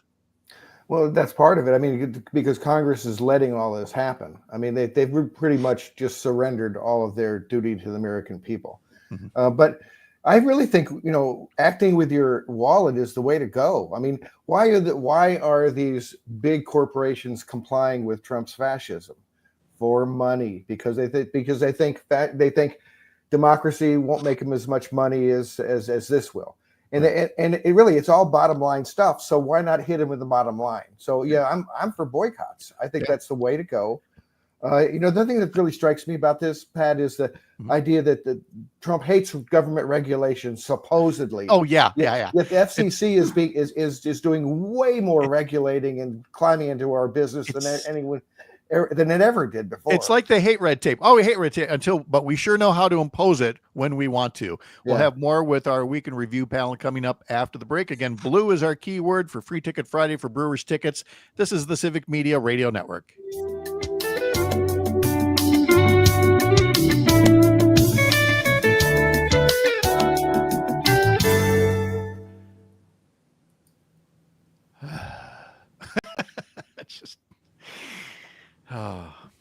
Every time you think you've seen it all. Yeah, I was so depressed when I heard the Jimmy Kimmel thing because they really can. That's the president ordering somebody off TV. That's really what that is. Right. And it is very much what we've seen in other countries where you don't actually go after the journalists first. I mean, you kind of do symbolically, right. But you materially go after the comedians first. Right. And this is what we've come to here. All right. Jennifer, you have, I guess we can get back to sane washing Charlie Kirk. And that's the other thing that's being kind of lost in all this is, people defending somebody who is indefensible. Right. And on that point too, it's actually in the law. It's been written about him. I'm going to say something that's very obvious. You can believe two things at once, right? Mm-hmm. You can believe an assassination is horrific and tragic and terrible, and that the person who was assassinated has said and encouraged some absolutely unacceptable things in his or her life. Those two things do not have to be mutually exclusive. This notion, once again, that in America, you got to be in one camp or the other, and I've got to say one thing, and that's it, and nothing else. I can believe two independent things with absolute credibility at the same time. Mm-hmm. I hadn't seen the Sonia Sotomayor stuff, so I was just looking at the headlines here now. Right. She bemoans, for what it's worth, she also bemoans social media, one of the largest causes of misinformation on the internet. Okay, Well, the algorithms are feeding a lot of this Jimmy Kirk stuff. Jimmy Kirk, oh my God, listen to me. See? Charlie Kirk stuff, and I mean, this is we don't have moderation anymore. No content moderation. That's the thing. Content moderation. Yes. Excellent point. Yep. All right. Back in just under 3 minutes. Montgomery says, automation will affect manual labor jobs. It's also creating demand for high-tech skills in artificial intelligence, data analysis, and technology management. And she wants UW Platteville students to be ready. What makes Dairyland Seed silage unique? Better. Designed specifically to maximize tonnage potential in the upper Midwest, Dairyland Seed silage products contain higher starch content and the highest level of fiber digestibility for optimized milk production. And to help get even more milk in the tank, these elite genetics are supported by your dedicated local dealer and direct access to a team of leading agronomists and silage experts. Better silage, better support, better results. That's the Dairyland Seed difference. Meet our 2025 lineup at dairylandseedsilage.com. And Randy Romansky, our Wisconsin Secretary of Agriculture, Trade, and Consumer Protection, has also been named president of the Midwestern Association of State Departments of Agriculture. The announcement came during their national meeting in Arkansas this month. That's a look at food news on a Friday. I am Farm Director Pam Yankee. You're listening to 92.7 WMDX, Madison's home for the Todd Allball Show, weekday afternoons from 2 to 4. I'm meteorologist Brandon Bormans. Mostly cloudy and still warm with highs right around 80. Showers and a few thunderstorms developing later in the afternoon. Look for showers to be likely tonight, along with a few rumbles of thunder. It'll be a mild night again with low temperatures right around 60 degrees. Right now, it's 64 degrees. Nightlight with Pete Schwaba. Frank Herman's. When we moved here, I called the Y because my daughter was 7 years old. I said, hey, I'm calling about your beginner's gymnastics class. I'm 40 years old. I've never had a gymnastics class. So do you think I should start there? Frank, I get nothing. On the other end, it's just silence. Even after she knew I was kidding. You should tape that. Come on. And I did take the class, and I did really well. Nightlight with Pete Schwaba. Weeknights from 6 till 8 on your local Civic Media radio station and on the Civic Media app. Not completing high school is more of a social thing than it was an academic thing. Even though all these years have passed, I still had that longing to have my diploma. At age 30, Carissa finished her high school diploma. If you're even considering getting your high school diploma, you can do it. No one gets a diploma. 30 seconds.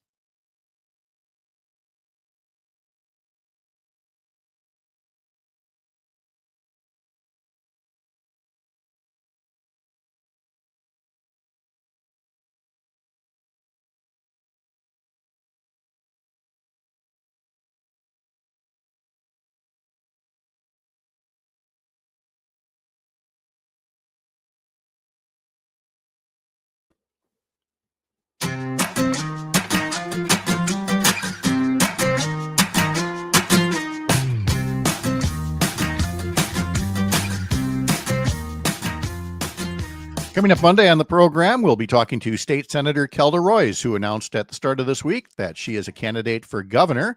So we'll talk to her Monday about her entering the gubernatorial race for 2026. Then on Wednesday, in our homeroom segment, we will talk to Dr. Jill Underly, State Superintendent of Public Instruction. Yesterday, she gave her State of Education address and said that the first thing we try to teach our school kids is to stand up to bullies. And right now, the biggest bully in education is this federal government. So we'll talk to Jill Underly about that coming up next Wednesday here on the program. We do want you texting in the word blue. That's our keyword for Free Ticket Friday. But while you're at the Civic Media app, there is that text feature to text us things like the word blue or comments or questions. But there's also a voice note feature. If you use that button instead, you can record a little audio message to us that we can listen to or that we could even play back on the radio. So check that out through the Civic Media app. Former U.S. Attorney Jim Santel is here, along with journalist Jennifer Schulze and Mark Jacob.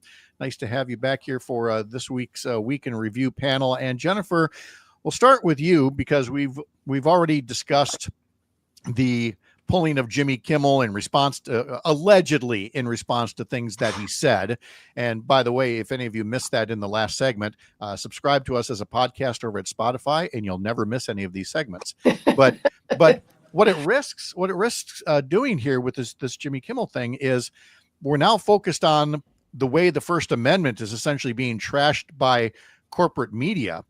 And I think that only fits the ongoing, what you and I would call sane washing of Charlie Kirk's record, that people are being made to feel afraid to speak the truth about this guy. And it is more important than ever to, as I said before, we're not going to do the deification of Charlie Kirk on this program. I think we are in a perfect storm. The years of demonizing the media and, embracing alternate facts, or did she say alternative facts, we're seeing the absolute impact of that right now.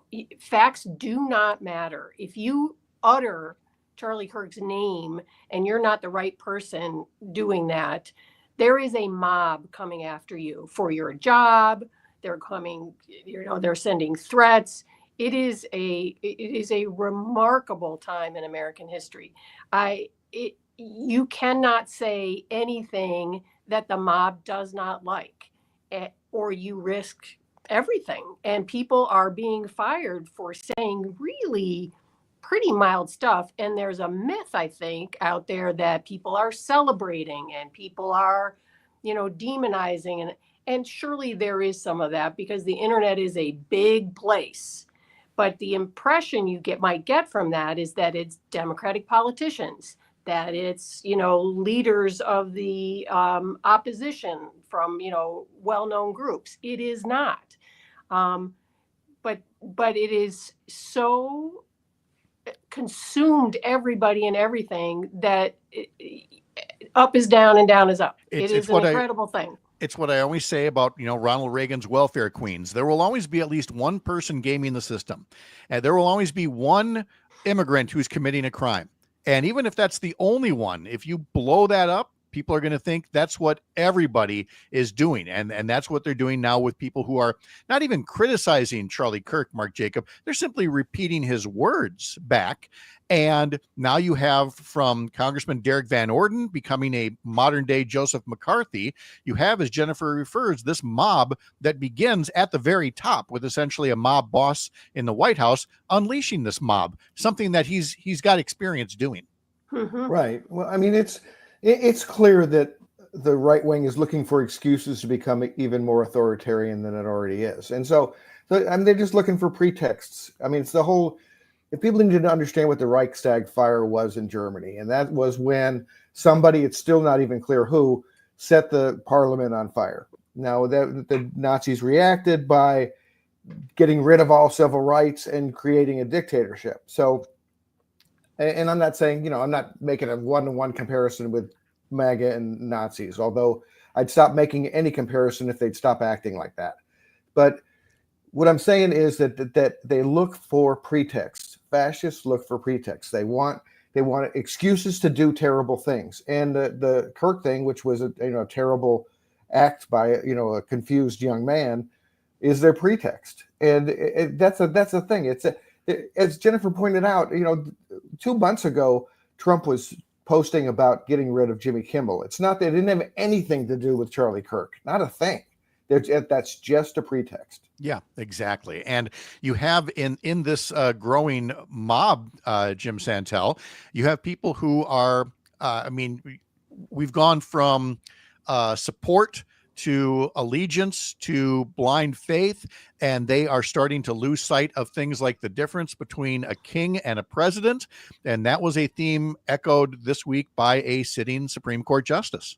Sonia Sotomayor is in New York City at the NYU Law School. It's Constitution Day on Wednesday. We all celebrated that, right? Way back in 1787. A couple of years later, we passed a thing in the first Congress saying, yes, indeed, there's freedom of the press, freedom of speech. Gosh, those were the days, right? So Sonia Sotomayor is in New York, and she's talking all about these things, and she is saying, bemoaning the fact that Americans may no longer have a real clear civics understanding of how these things work, how the meanings of the Constitution, those words, do in fact have some significance. She also takes appropriately a shot at lawyers, which I appreciate. She says, I think the thing that gets me every time I listen to a lawyer-trained representative saying we should criminalize free speech, in the same way, I think to myself, that law school has failed.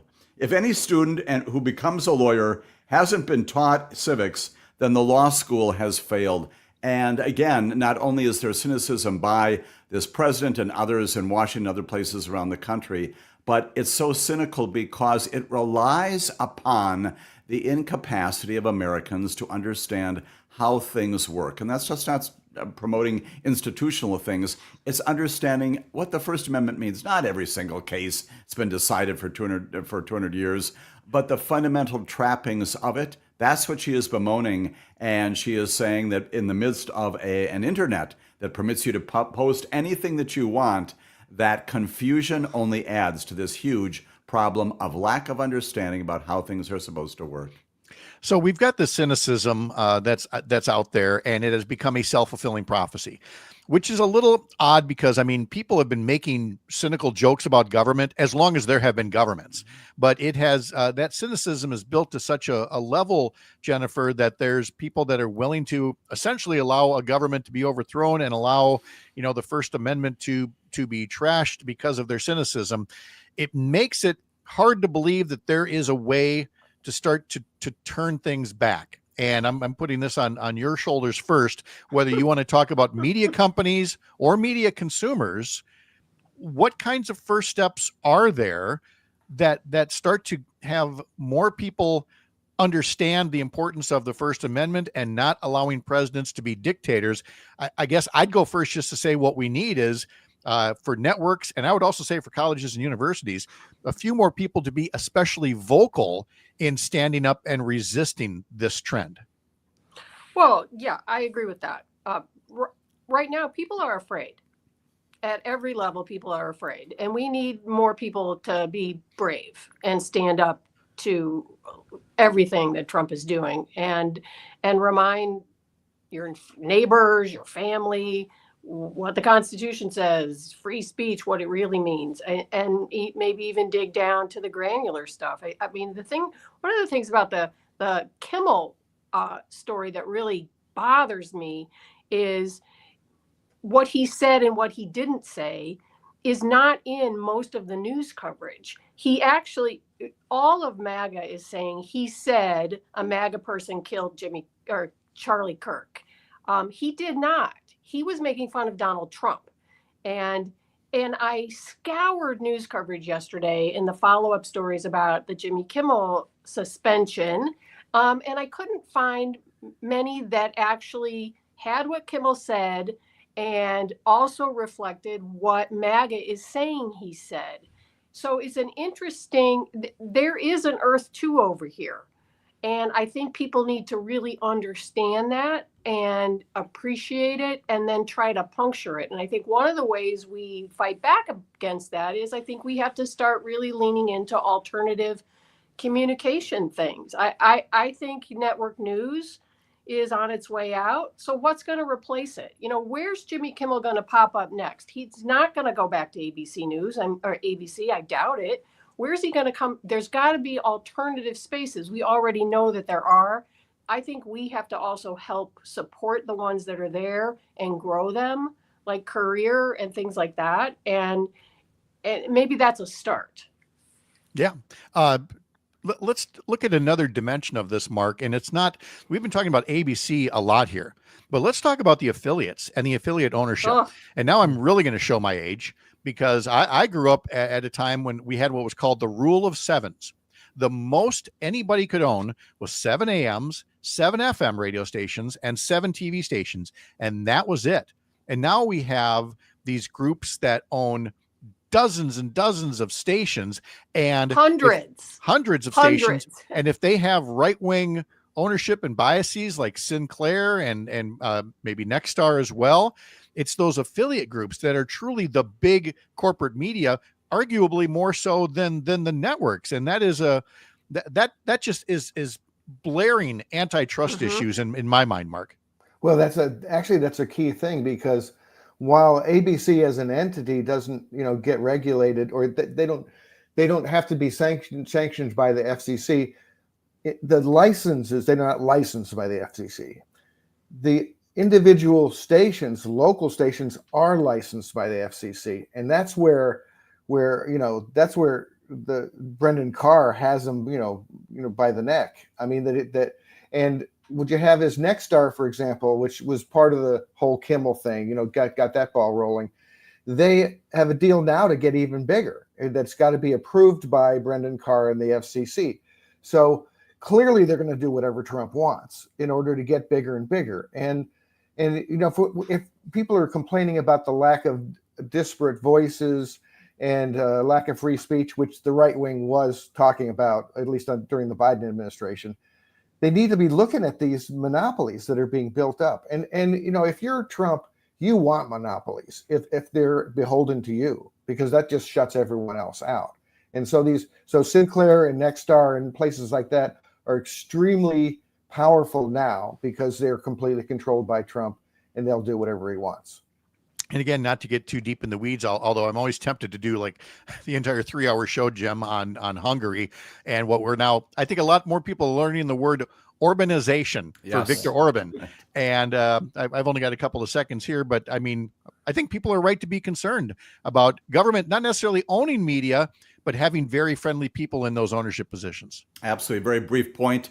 There is still an antitrust division inside the Department of Justice that should be attacking the very monopolies, those things. We used to do that. We don't do that anymore under this administration. That's right. Jim Santel, you can hear him on Amicus Law Review Saturdays at 9. You can get Indistinct Chatter from Jennifer Schulze on Substack, and you can get Stop the Presses from Mark Jacob at stopthepresses.news through couriernewsroom.com, all part of our amazing Week in Review panel. And again, Free Ticket Friday, the keyword until 9 a.m. to text us is blue. Your chance to be in the running for a drawing for 4 tickets to see the Brewers versus Cincinnati next Friday night. I'm Pat Kreitlow. This is the Civic Media Radio Network.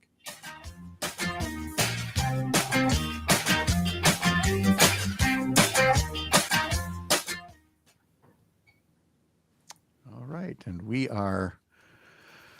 Oh, we're dragging this back to Epstein. So let's see. Oh, I like this from Tony. Can we get a timeline urbanization and compare it to what's happening here?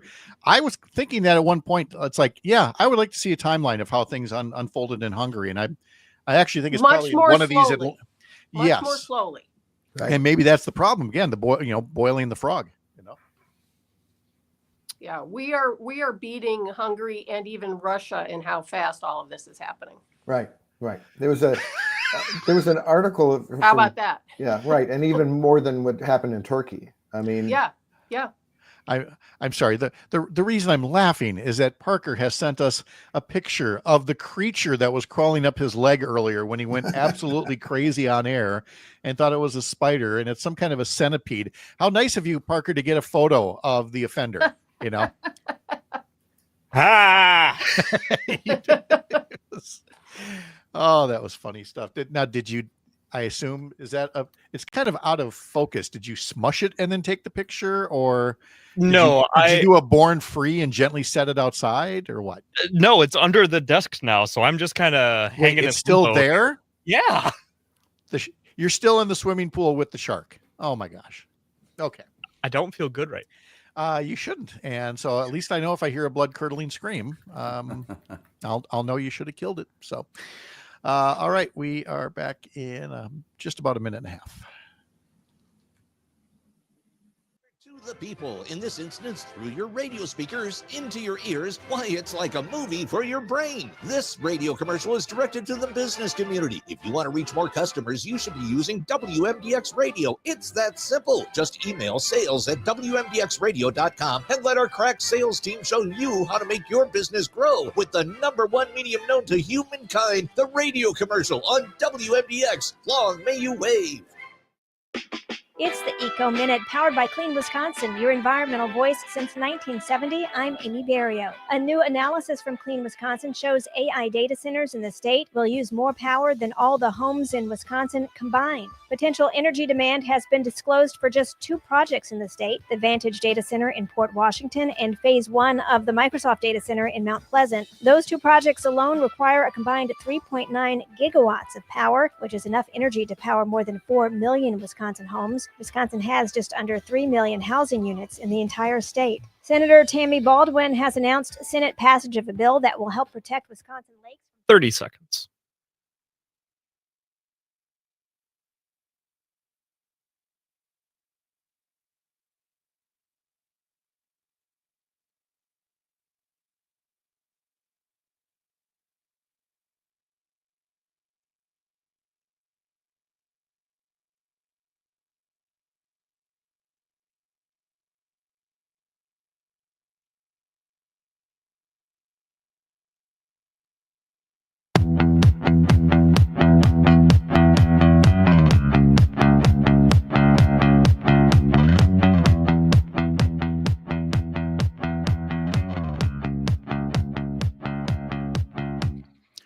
Got another great day of programming here across the Civic Media Radio Network. You heard Greg Bach earlier. He and Jane Matinair will have Matinair on air coming up at 9 o'clock, and their guest at 9:35 this morning is Congressman Mark Pocan. And then they'll have Dan Schaefer from the recombobulation area just after 10 a.m. The Todd Alba Show can be heard from 2 to 4 this afternoon, and at 2:30, Todd will be talking to Bill McCoshen. Now, you and I would probably know Bill McCoshen best as the lobbyist, former chief of staff and campaign manager for Tommy Thompson. He was later Secretary of Commerce. No, Todd Alba is talking to Bill McCoshen today in his role as president and founder of the Janesville Jets North American Hockey League team, talking about their new arena and their home opener this weekend. Jim Santel will be appearing with Maggie Dawn this afternoon at 4:05, and then at 5:05, talking to Noel Haverson of NeighborWorks in Green Bay about the housing crisis and homeowner programs to keep housing affordable, and Nightlight with Pete Schwaba at 7:30 tonight, Bar Band Friday with Terry Barr. All that coming up on the Civic Media Radio Network. Head over to civicmedia.us to learn more. A few minutes more here with Jennifer Schulze and Jim Santel and Mark Jacob. And I want to go to the comments here on YouTube. This one from Adam. And then, Mark, we'll go to you on this one. The administration is successfully finding ways to distract from the Epstein cover-up. No matter what, all conversations need to lead back to Epstein. Now, I'm not going to subscribe to the notion that this entire Kimmel thing was like entirely an Epstein distraction, but it happens to be a very nice coincidence. And I guess what I'm trying to do, Mark, is steer us back toward, I mean, not that this shouldn't die down. This is still an outrage, but we are careening toward another government shutdown. We have the Epstein files out there. We have farmers' crops about to rot in the fields because China hasn't purchased anything yet.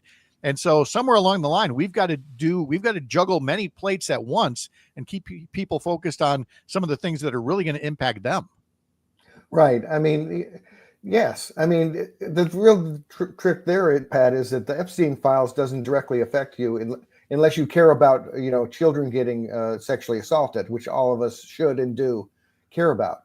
But these kitchen table issues, the fact that prices are rising, and the fact that the government may shut down. I mean, these are really important things for people. The truth is, everything's going in the wrong direction. I mean, when you look at public health and the vaccine rates and stuff like that, that's alarming. People will die in coming years because of what RFK Jr. did. And so, yeah, there's a lot to be alarmed about.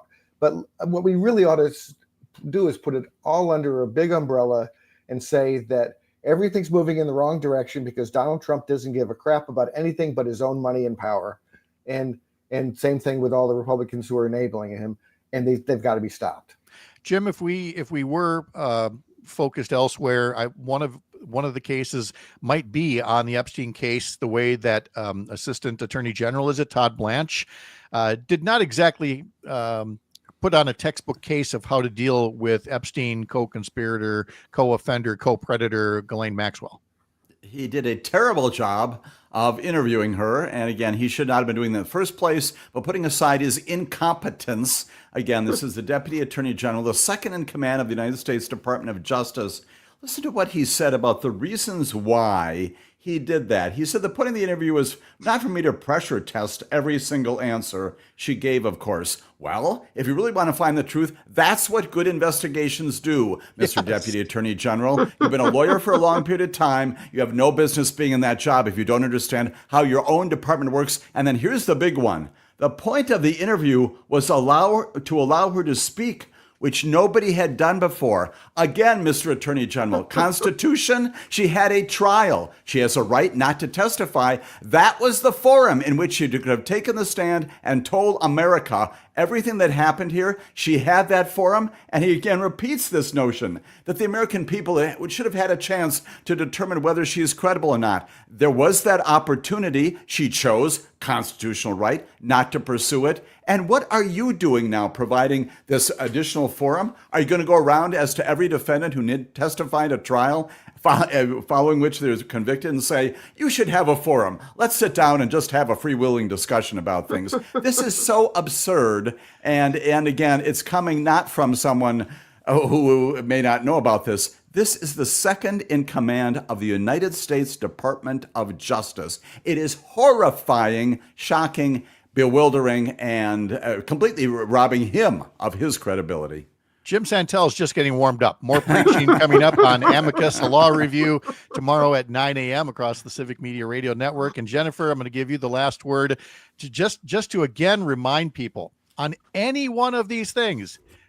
I think everything should start with if Joe Biden had. And we can do forcing a conservative host off the air, the stuff that Trump said in London this week that got no coverage, acting like a complete chucklehead. Not to mention, the Epstein case, but heaven forbid he trip on a sandbag and now he needs to be committed. I don't know how we got to this point, but I will never get tired of pointing that out to media figures that want to make a big deal about Joe Biden's foibles that don't seem to be doing the same thing right now. Well, spinning off of what Mark said, I think the big picture is we are less safe and everything is more expensive. And if you recall, those two things were big, big, big issues, particularly the more expensive throughout the Biden administration. And I think if we could just put all of that under that umbrella and talk about it with some regularity, and frankly, people are feeling it. Coffee is too expensive already. the whole country drinks coffee. I'm telling you, I think it's going to be the coffee that really makes this hit home for people. I think so too. I mean, people know what their prices are, and that whatever grace period existed for Trump on inflation, that is winding down rapidly. Jennifer Schulze, Jim Santel, Mark Jacob, thank you so much as always. It's always good to have you here. Have a great weekend. Good to be with you, Pat. Okay. Well, I mean, they're the best. We've got the best weekend review panel in the business here. You can hear them every Friday in our 7 a.m. hour. Dr. Kristen Lyerly, she's the best too. She'll be in here right after the 8 o'clock news. I'm Pat Kreitlow. This is the Civic Media Radio Network.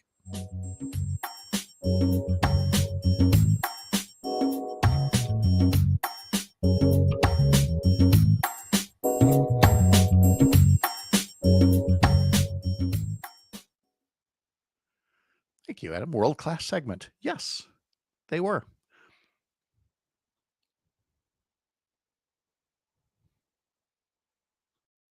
ABC News, I'm Brian Clark.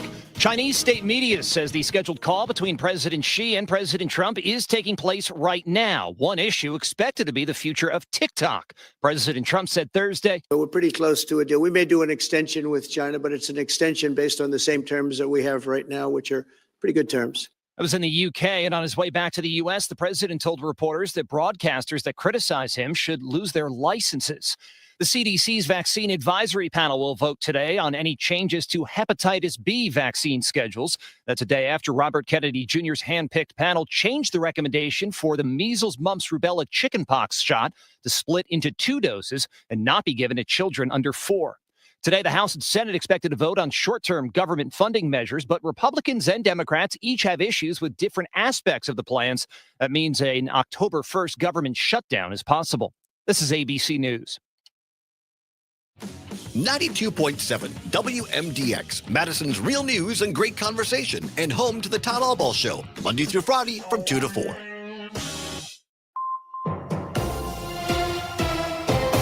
For 92.7 WMDX News, I'm Savannah Tomei Olson. There's a new lawsuit against the city for the ballots that went uncounted in November.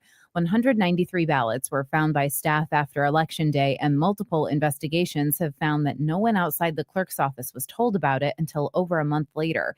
The ordeal led to the resignation of former city clerk Mary Beth Witzel-Bell after 20 years of service, and the Wisconsin Elections Commission declared she violated the law. Now, liberal firm Law Forward has filed a lawsuit on behalf of 8 Madison voters. Attorneys representing the voters say staff from the clerk's office had multiple opportunities to correct the errors after they were discovered. That's something city leaders have acknowledged. The lawsuit is asking for damages. If you'll remember, Madison will soon have its new city clerk. Lydia McComas starts in 10 days. Meanwhile, well, hello there. In a recall election. Where are you? St. Louis. You just say that so nonchalantly. Oh, well, St. Louis. Although I know you said that last week, I think. So, all right. How have things been? Good. It's good to be surrounded by like-minded colleagues and see friends who I love and appreciate and honor. These get-togethers are important. No, that's great. That's wonderful. Yeah. Let's see. I don't see Kate here yet, but I'm sure she'll be along in just a bit. And Parker, can you find a music clip? I didn't go find it for you, but there's a party song somewhere where they just go shots, shots, shot, shot, shot, shots, shots. Yeah. Okay. I'll do that off the top with Kristen if you have it available. That's I love that Pat has to define it. There's a party song. And it goes like this. Well, you're not going to get it from my singing, so that's for sure. Have a shot I of don't know coffee? if it's called shots. I don't know what it's called. That's why I said it's just this party song where they say shots a lot. Okay, now I've given you a 30-second head start. Now we'll see if I can get to it first. Got it. Song by LMFAO. He is good. He is good. I was going to say, do you want this as bumper music? But I refuse to do that at the top of the hour. Because I tried to look it up on YouTube and I still get the stupid pre-roll. So I've got to watch the promo for Hulu. you don't have a whatchamacallit, ad blocker? No, I'm not paying for that. Mhm. Do you pay for it? No, there's a free one, Oh, yeah, there it is. that Okay. they showed to me, when I first got here, and I am very thankful for it because I don't have to deal with ads on YouTube when I have Yeah. to do this, so Well, hello there. Oh, you're muted there. there you go. Nope, Oh, still not still hearing no. her. Check in, next to the red button there, the, settings gear, check that you've got your microphone input, selected correctly.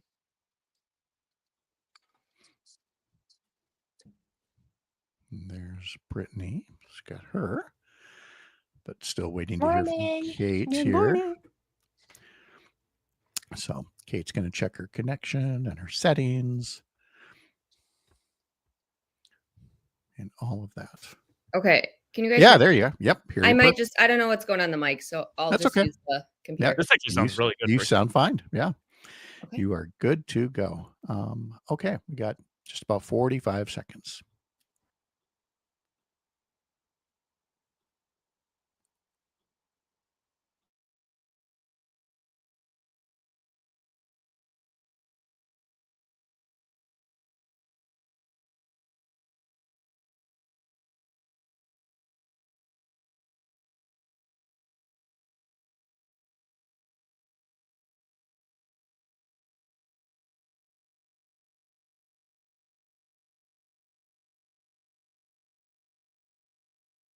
15 seconds.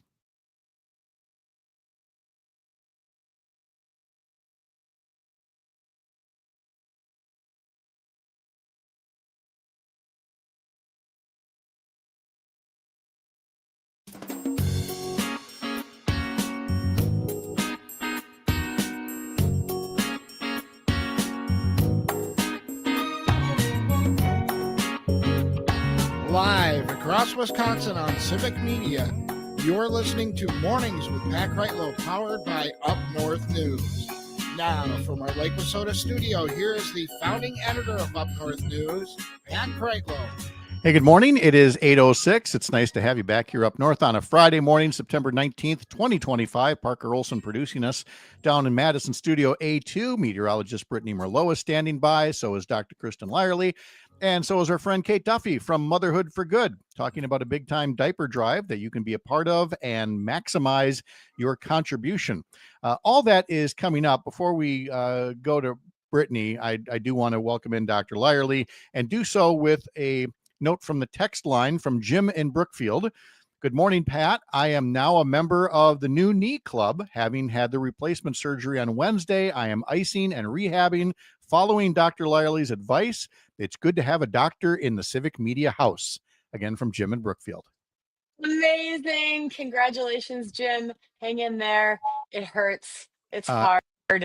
Give yourself grace. Well, and especially if, I mean, the tough part here, like he says, I am rehabbing following Dr. Lyerly's advice. Do you know who didn't follow Dr. Lyerly's advice? Do you see my crutches in the background? What are your crutches doing back there? That would be our favorite uncompliant patient, Dr. Lyerly. But you're getting there slowly but surely. More slowly, yeah, because of things like you're joining us now live from St. Louis because you're at what, a conference down there, right?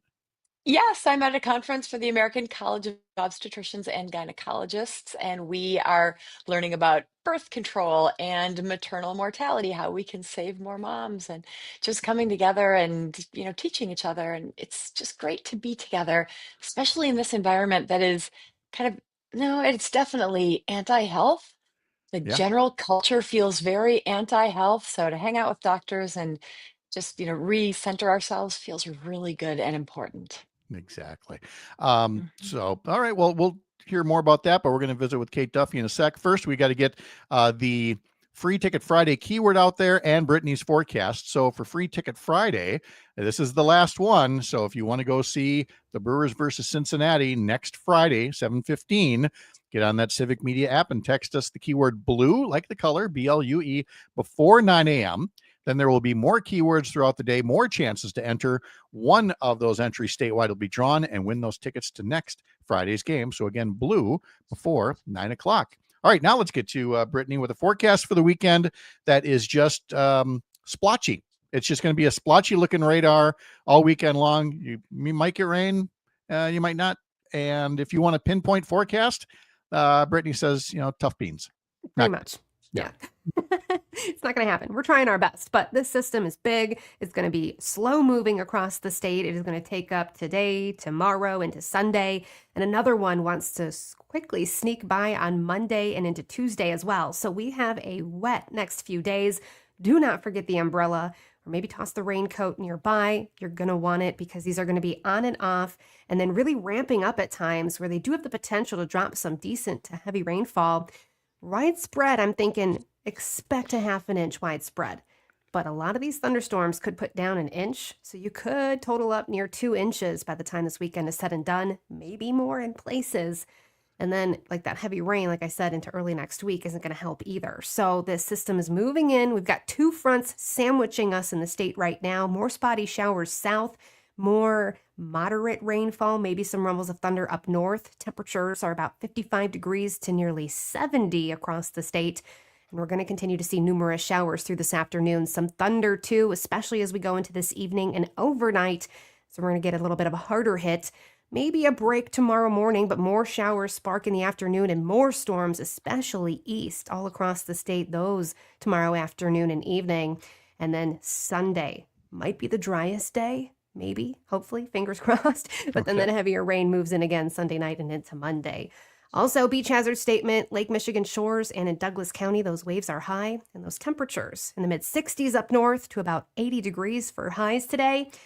Tomorrow, mid-60s still up north. Mid-70s down south. We're going to do the same thing on Sunday. And then we kind of flip-flop Monday with that rain trying to really hit the southeastern parts of the state pretty heavy. I think south, you're only going to be about in the mid-60s. And then Monday north, about 70. So cooler, wet and windy. All righty. Brittany, thank you so much. Hope you have a good weekend. You too. Thanks. All right. Let's bring in our friend Kate Duffy from Motherhood for Good and talk about the big give back as part of the Milwaukee Diaper Mission. Kate, good morning. How are you? I'm good. How are you guys? I'm glad I was here for that segment. I just texted my husband to grab the raincoat for Charlie. Yes, yeah, I would love to go to Oktoberfest in Chippewa Falls this weekend, but clearly might I don't want the dance floor to get wet, but we'll see how that shakes out.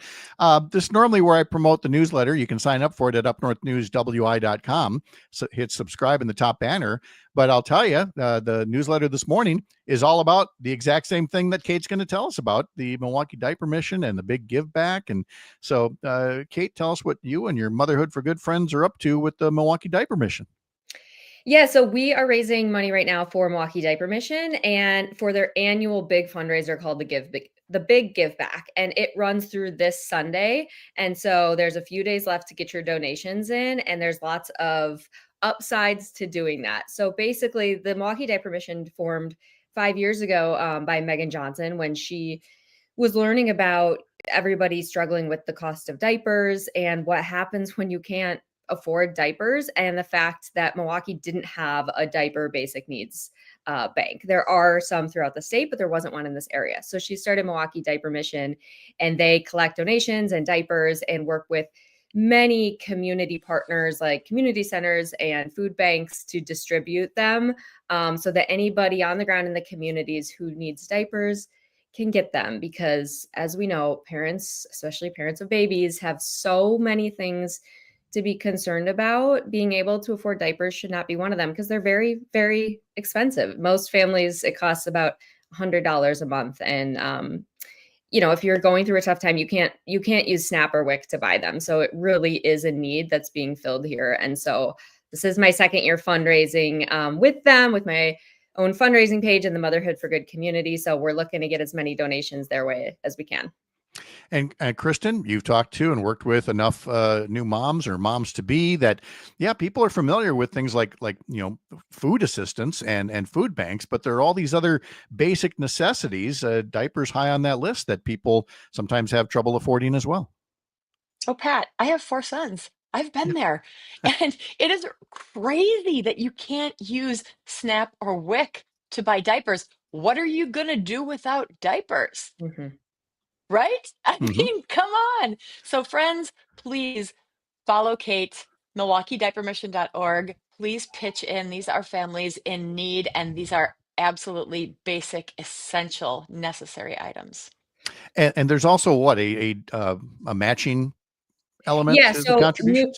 Nuna is like a baby company. They make car seats and all different types of things. They have been a great partner for Milwaukee Diaper Mission, and they are matching every dollar. So their full goal is $50,000, which if they Nuna is going to match every dollar. So everything you donate, consider it doubled. And then if you donate now through Sunday, everybody gets entered to win a signed Giannis jersey, which we love. And then if you donate through the Motherhood for Good specific link, which you can find it on Instagram at Motherhood for Good, if you put the link in bio, you can be entered to win merchandise from our shop. But no matter where you donate, if you find it, that is amazing. The other thing is they also have drop spots around the city of Milwaukee. Obviously, if you're not in Milwaukee, that wouldn't work. But by donating money, it actually allows them to buy in bulk, so they actually can get even more for the donations that they get. From YouTube, Tony up in Ashland. First off, very happy to see Kate and Kristen together on the air here with us again. And also says diapers are expensive. He's got a new little tiny human there himself, and says they try to use cloth diapers, but need the disposable ones for daycare. It's something where everybody has a need. Well, and Milwaukee Diaper Mission also has a cloth program because they feel it's important to have dignity and have people have that choice if that's what they want to use.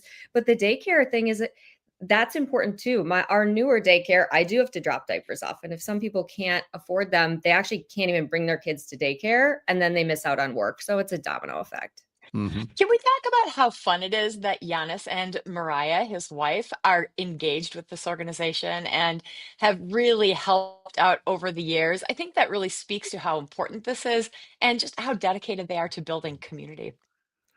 They're amazing. I mean, they do so much for the state of Wisconsin and always give back. And yeah, Mariah both of them have been involved in this since the beginning. They have actually, I think they have 4 kids now, right? And I think with the last few, they've actually had instead of a baby shower, they have a public diaper fund baby shower. And so it's amazing that they've been using their platform to highlight this. Yeah, well, without a doubt. And again, MilwaukeeDiapermission.org, or head to Motherhood for Good on Instagram. And if you get over to Motherhood for Good, the one observation you'll make that I'm going to make to Kate Duffy here is, girl, you're on fire. I mean, the videos, they just come fast and furious, and they are such plain English explainers of all the issues that are going on. And so allow me to ask the question that you don't have an answer for. Where'd you find time to do all this? Well, I quit my job, so I do have time. And now my kids are back in school and daycare. So if anybody's like, how does she do all that? That's how I do it. That's what I do during the day. Okay. And and I will say, there's no shortage of content. There is a little bit going on, Pat.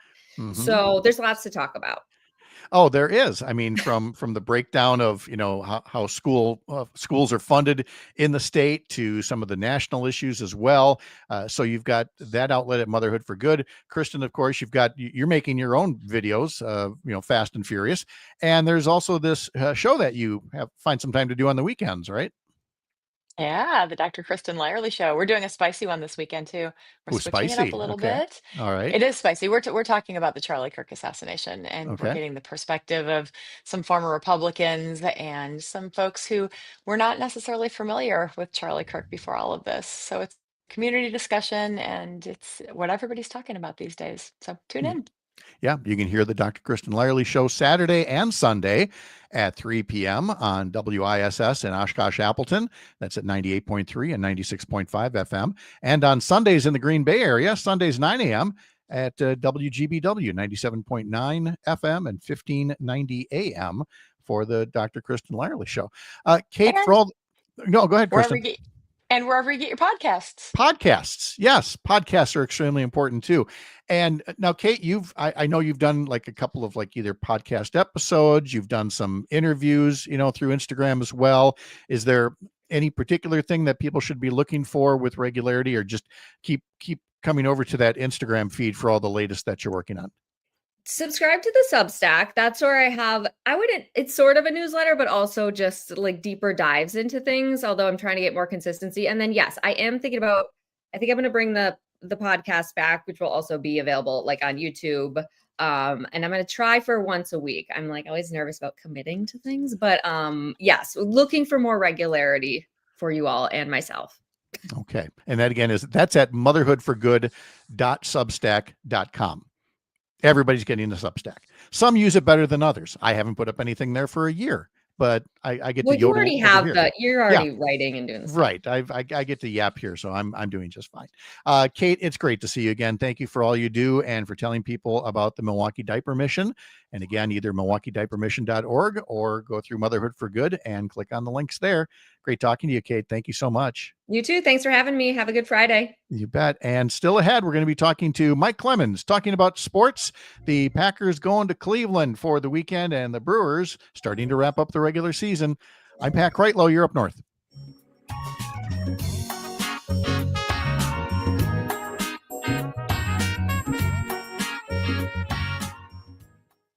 Okay, we're in the break there. And where was I going to go? I was going to go next on something, Kristen, that I sent to you. Kate, you're welcome to stick around. Bye. Bye. She's a busy woman. She is. That was nice that she agreed to come on. Yeah. She has been a machine. I mean, the stuff that she puts out, I wish I had two of me because there's so much that I want to say. And I just don't have that much time, especially right now, because I'm, the rehab thing is slowing me down, Pat. I know. My goodness. That's what we get for letting you ski. I'm going way back to root causes now. Yeah. Somebody actually, we're talking about an upcoming meeting, and somebody said, I think we should go do a winter ski meeting. And I was like, absolutely not. And do not speak of it again. Oh, yes. I know where I was going next. We're going to talk shots next. So. Shots. Oh, that's the shots thing. Yes. Oh, that's not fun. You're muted again, Parker, twice in one day. You never do this. Parker's had a day. Were you listening when you're listening when the critter was crawling up his leg? No. See, there was that's so going to be on the best of. It's just centipede looking thing crawling up my leg. Oh, yeah. He's still weirded out. I have been sitting with my feet like off the ground because I'm afraid it's going to crawl back up my leg. It's crawled on me twice already, so I'm not doing it again. Why don't you squash it? Parker's delicious. It was really fast, and also I wanted documentation that I wasn't crazy, so I took a picture of it before I tried to squash it. He did. He sent it. Before I tried to squash it. Yeah, right. That's my generation. Is instead of solving the problem, we document the problem first. Yeah. Yes, it is. Yeah. First we must snap it. Yes. Evidence. I love it. Yep. And send it to your squad. All right. 20 seconds.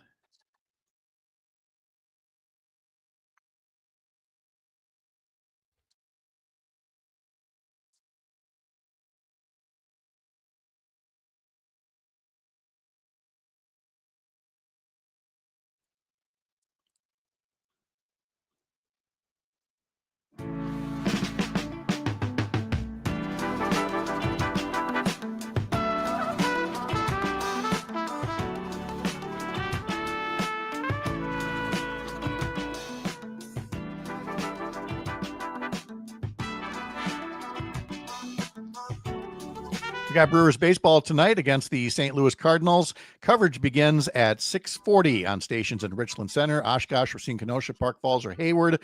Or you could just ring up Kristen Lyerly because she's in St. Louis right now. Are you going to one of these games? I'm going tomorrow night, and I am like over the moon. I'm going to be with a bunch of Cardinals fans, and I'm going to be so obnoxious. It's going to be a blast. Of course you are. Of course you are. Hey, speaking of Brewers, it is the last free ticket Friday. So text BLUE to us before 9 a.m. and you could be in the running for 4 tickets to see the Brewers versus Cincinnati next Friday night. I'm going to be going to that series next weekend over at American Family Field. So looking forward to that one too. For our next topic, I believe Parker has queued up a musical introduction for where we're going to go next. Parker?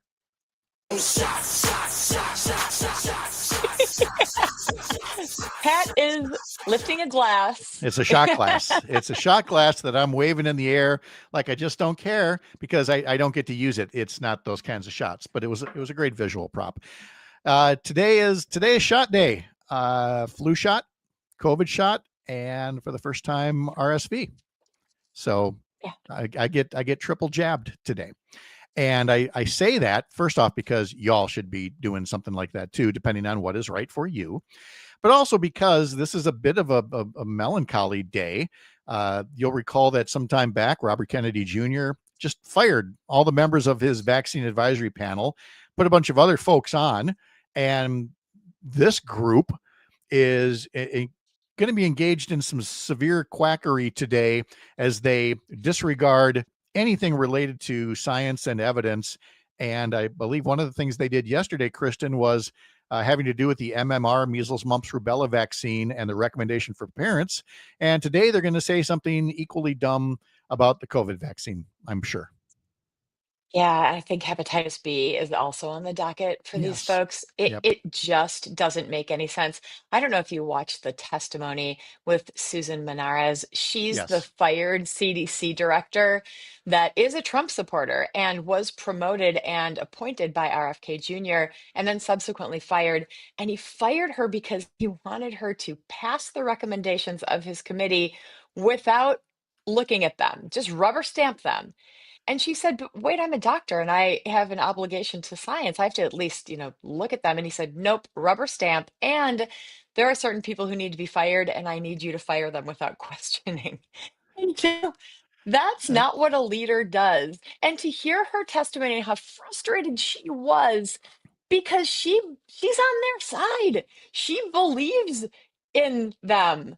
So that's how off kilter we are right now. This isn't about left versus right. This is about a very strange regime that has gotten into place and has a very clear agenda. And it is an agenda that harms the public health and will kill thousands of Americans over the years. Yeah, you heard her and another doctor testifying before a congressional panel. We played some of Senator Tammy Baldwin's Q&A with them on the program yesterday. And the other member who was the chief medical officer of the CDC, Dr. Howery, talked about the rise in measles and that, this is going to kill babies. And all she wants to do is keep babies from dying. And yet you've got this new regime that appears to not care about that. And we're feeling it in Wisconsin. Wisconsin, with regards to kids who are vaccinated, we're the second least vaccinated state when it comes to measles. And I can tell you that up in Oconto County, just north of Green Bay, things are brewing. Last week, I think we had 36 cases of measles. We're going to get new numbers today, but this is an incredibly contagious virus. It can spread. If somebody has measles and leaves the room and you walk into that room 2 hours later, you can get measles. So if you are not vaccinated, you are in danger. And it is especially dangerous for young children. I've heard a lot of people say, well, just get the disease and then get it over with. Well, that is true for some people. Some people will get the disease and get it over with, but it's not a comfortable disease. And it ruins your immune system. It makes you susceptible to many other diseases. And up to 3 in 1,000 kids will actually die. 3 in 1,000 children will die from measles. Kids will go blind. They'll lose their hearing. They'll develop brain infections that will affect them for the rest of their lives. This is not a benign disease, and it is not a disease that just comes and goes. It has a huge impact on young children for the rest of their lives. Yeah, I mean, we have cautioned previously against using Dr. Google. We have cautioned as well against putting all your faith in not a doctor, Robert Kennedy Jr. But that it is more difficult than ever for parents or anybody to find that fact-based information that works well for them. But this much I can say with certainty. I don't care if a politician is adhering to every fact-based thing out there. Don't get your health advice from a politician, whether it's a president, a cabinet secretary, whatever, especially like a podcast host or something. Folks are listening to things that they just should not be listening to. And then it's a small wonder that doctors that I know personally sometimes want to tear their hair out. Talk to the people who've actually gone to med school and know. That's all I can say to people. You can get your health advice from this podcast host, me. Yes. But Yeah. and The ask one who is a questions. doctor. Yeah, Right. the one who's a doctor. Then ask questions. Really, I mean, if you have health questions, send them to me. Dr. Kristen Lyerly. I am on all of the socials. Send me your Mhm. questions. I will personally respond, not giving you personal health advice, but just answering general questions. There's a lot of mistrust and Yeah. confusion about what's happening in the world right now. And because public health has been so grossly undermined, it's hard for us to know what to trust anymore. Yeah. Can you trust the CDC? Yeah, I don't know. Can you Uh, trust the online resources? Who'd have thought Oh, we'd be at that point? Catch the Dr. Kristen Lyerly show coming up this weekend. I didn't even give her any time to make fun of my shirt. We'll just take care of that another time. Bye, Kristen. Enjoy St. Louis. Mike Clemens is coming up next to talk about the Brewers in St. Louis and the Packers against Cleveland next. You're up north.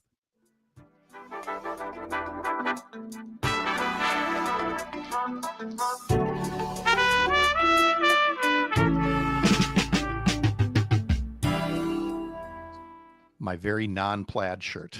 It really threw off Parker this morning. it looks like a game. It looks like it like move the little pieces around. Yeah, Uh-huh. maybe that's Like a it. game, like a game that involves bees. Yeah. Bees? Yes. Oh, It's the like honeycomb. honeycomb. I see. Got it. Okay. Well, you know what? She likes it, so that's all that counts. So It also looks comfortable. It looks like a nice fabric. it is. It's one that I bought for. This is what I did when I officiated the wedding in Portugal. This was part of that, and then a little coat that went over it. So it was a lot of fun. All right. Well, you have a lot of fun. Take it easy on yourself and enjoy. This is all part of the rehab. Oh, See, there's rest, there's ice, there are drugs, and then there's distraction. distractions. That's what this is. Okay. Don't Yeah. distract yourself into another surgery. That's all I'm saying. So, Okay, Dad. yeah. See. All right. Take care. Bye. Bye. Bye, Dr. Lyerly.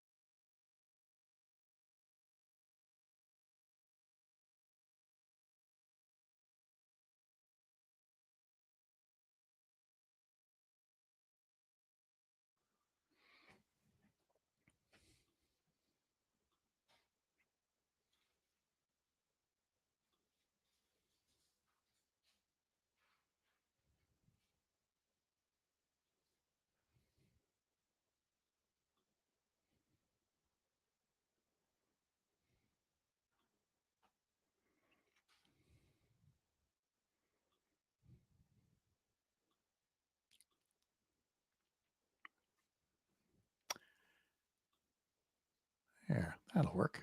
Okay. All right. Hello, Mike. Are you there?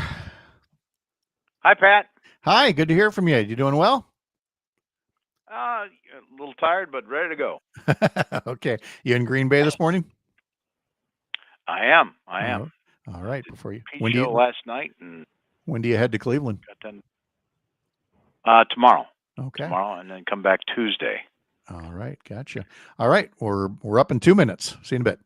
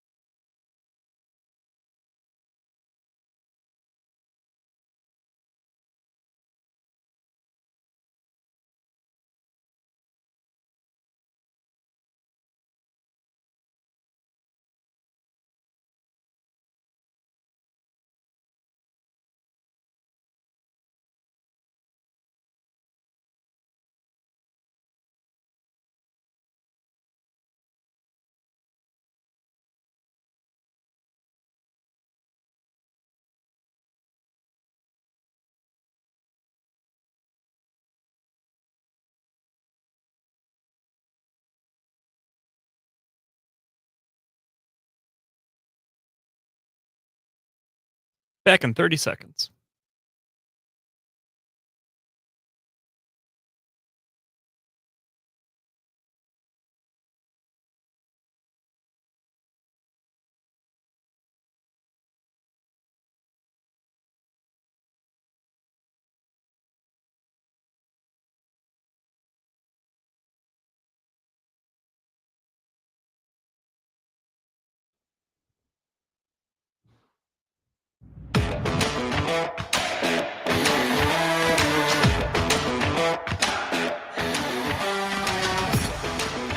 Here we go. The final free ticket Friday for the Milwaukee Brewers regular season.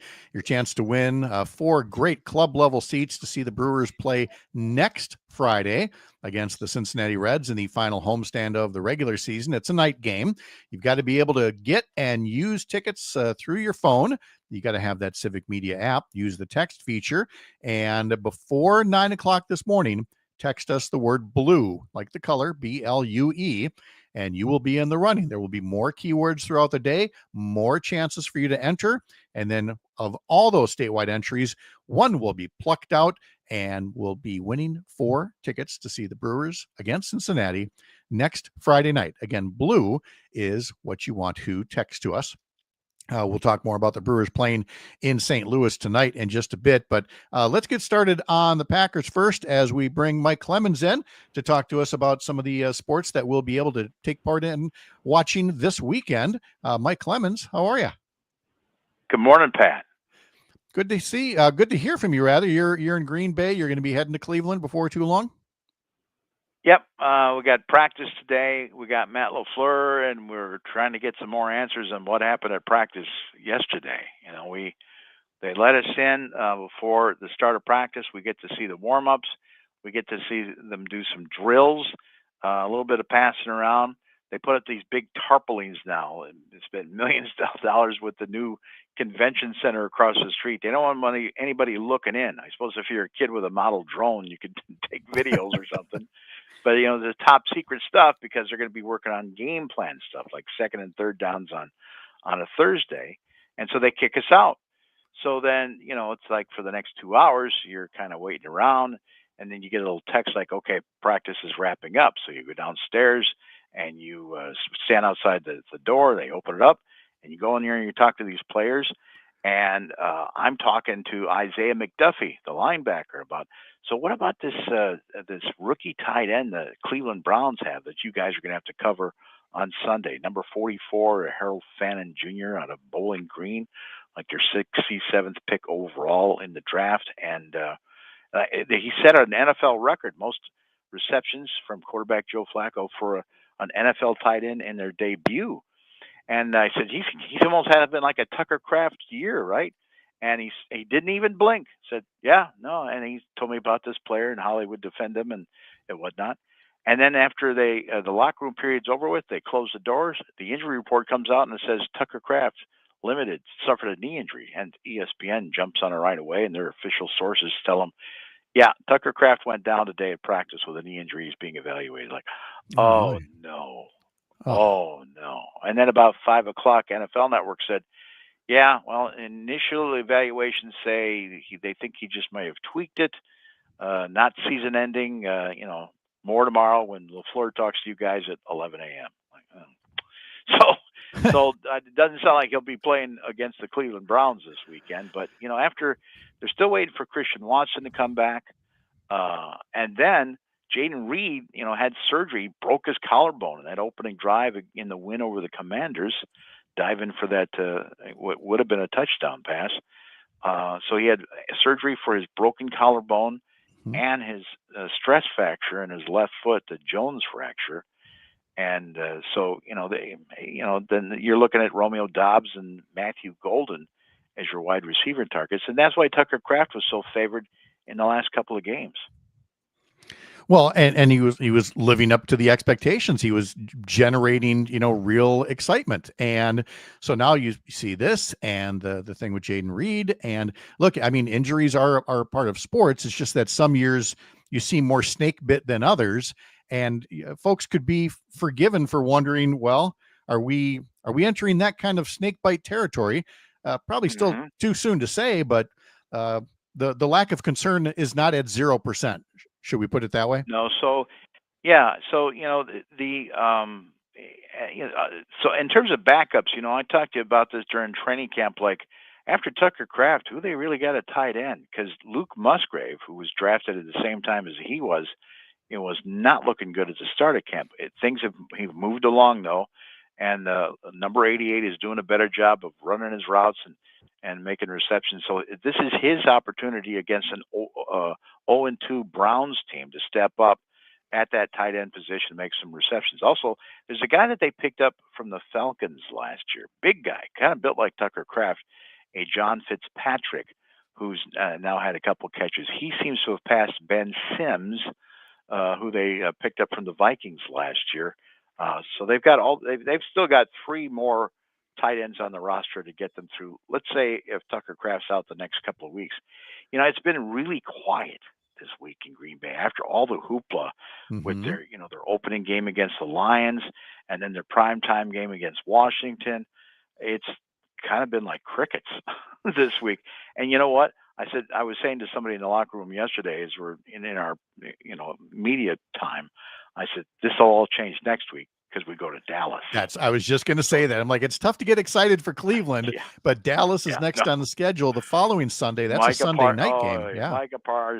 Micah Parsons and Jerry Jones and all that. So that's going to be a crazy week in the media. Oh, without a doubt. I mean, you'll be able to hear the game on Civic Media, and of course, NBC will be plugging that thing like crazy. But as for this coming Sunday, again, the Packers at Cleveland, the pregame coverage will begin at 10 o'clock Sunday morning on Civic Media stations in Richland Center, Park Falls, Racine, and Watoma. And Mike will be there in Cleveland following it all and reporting back throughout the course of the upcoming week here. So let's move over to the Badger football team. They will be opening up the Big Ten season versus Maryland on Saturday. And so the pregame there begins at 9 a.m. on stations in Richland Center, Amory, Wisconsin Rapids, and Ripon. And I don't mean to be a Debbie Downer here, Mike, but much like we said about getting ready for a game in Cleveland, I'm not sensing a lot of excitement for a Badger Maryland game, even though it is the start of the Big Ten season. But the Badgers have been a little concerning looking, shall we say, especially the way they played against Alabama. I was just looking this morning. I think Maryland's actually favored in this one. Are they favored by 4? The Maryland Terrapins, because they're 3-0. Now this is the first real, test for both these teams. Well, last week was a test for the Badgers at the mountain they were never going to climb against Alabama down in Tuscaloosa, but they got blown out. But anyway, the Badgers at home against the Maryland Terrapins, who are 3-0. The Badgers 2-1. As you say, they kick off at 11 a.m. And, it looks like Danny O'Neil will still be at the starting quarterback. And after getting blown out, last week, early in the week, a lot of fans, were commenting about where is this program going? And they're right. I mean, I'm not sure what the identity of what Luke Fickell plans to do with the program. And then people start saying, is the guy going to be on the hot seat as they get into their Big Ten schedule? And that will really be his test. What will his record be now coming up here in the middle of the season for his record in the Big Ten? And, does he get a shot at any kind of a bowl game? And I think it's pretty much, since they gave him that extension, he's got like another year, 2 year to figure out what this is going to be, to come up with some kind of identity. No question, Luke Fickell came to Madison at one of the most unique, is the best word you can think of, times in college coaching, with this total change of the landscape with the NIL and the portal transfer. But it would be a good time to really get 2 coordinators that you really believe in and understand, okay, what's going to work for us here in Madison? Well, I mean, the point well taken on the time of transition with the transfer portal and the NIL deals. But, you also have the notion that Luke Fickell was going to be given that, you always have that first 4-year grace period because you didn't recruit these kids, and yet you're promising the moon and stars, like he's the guy that's going to get him into shape. And that's not really developing yet. So now you move on to the next phase of, well, I guess we got to get through these 4 years and then we'll really see what he's like. But if the record isn't good with the kids he was given, it doesn't instill a lot of confidence that, things are going to be really great in year 5. Well, and when you bring up recruiting, I mean, if you got a 4 or 5 star kid and you want them to get into the NFL, and on top of that, you want them to make money, because now they can. You used to worry about, can I get to a school that I can get into the NFL and then get drafted? Now it's like, what college is going to pay me the most? Yeah. And ain't going to be the Badgers right now. So yeah, there's a lot that they've got to figure out with their program, not just what their playbook is, not just what their schemes are, but what their finances are. From Tony on YouTube up in Ashland, I've been a fickle backer, but I also have no idea what they're building toward. It's not that they don't have good players. Indiana and Illinois have started from a much worse place, and they're ranked now. And right. Again, you can put some of that on the players, but boy, there's a lot to be said about coaching. It doesn't matter if you recruited them or not. You got to coach what you give. You got to play the cards you're dealt. Right. And that Carmichael program down there too with Indiana, that guy comes in like a year or so after Fickle, and look what he's done. Yeah. Yep. Amazing turnaround down there. All right. Now let's turn to the Brewers, who again are playing in St. Louis. Coverage begins tonight at 6:40. They swept the Angels. Their magic number is now 4. The Cubs, meanwhile, they lost. They were almost no hit by a pitcher from Cincinnati yesterday. That was really something to watch. But let's address the controversy first. Now I'm going to put the controversy in quotes here, because I'm listening to Pat Murphy reading this letter, that he said was from Bob Uecker, but there were clues in there when he's talked about like having the best road record in baseball or something. And you hear that and you go, okay, he's kind of conjuring up he's the spirit of ad-libbing, Bob at least, Uecker, right? and he's ad-libbing. Yeah. And I guess some folks, I don't know, didn't take kindly to it, or were they fooled by it? I don't know how much blowback is there on Pat Murphy. So it's Saturday night, and once again the Brewers win a thriller. Like I think they're 13 to come from behind win. They win 9-8 in extra innings. And then you're in the media auditorium, you're waiting for Pat Murphy to come out and do his press conference, and there's a bit of a wait, and then you think, well, they just clinched a spot in the playoffs. At least somewhere in the playoffs they clinched that. Okay, so maybe there's some kind of a celebration going on. And he comes in all dry. It's not like they're pouring champagne over each other or anything, or Gatorade or whatever. And so about halfway through the press conference, asking about what happened in that game, he was asked, did you guys have you clinched the playoffs. Did you have any kind of celebration? Yeah, we did. Yeah. And he turns to the PR guy. He said, they videoed that, right? Yeah. No, you guys will see it. They shot video. Oh, okay. Well, everybody else kind of went home, and I'm like, well, I guess I'll keep looking for the website or Twitter or something.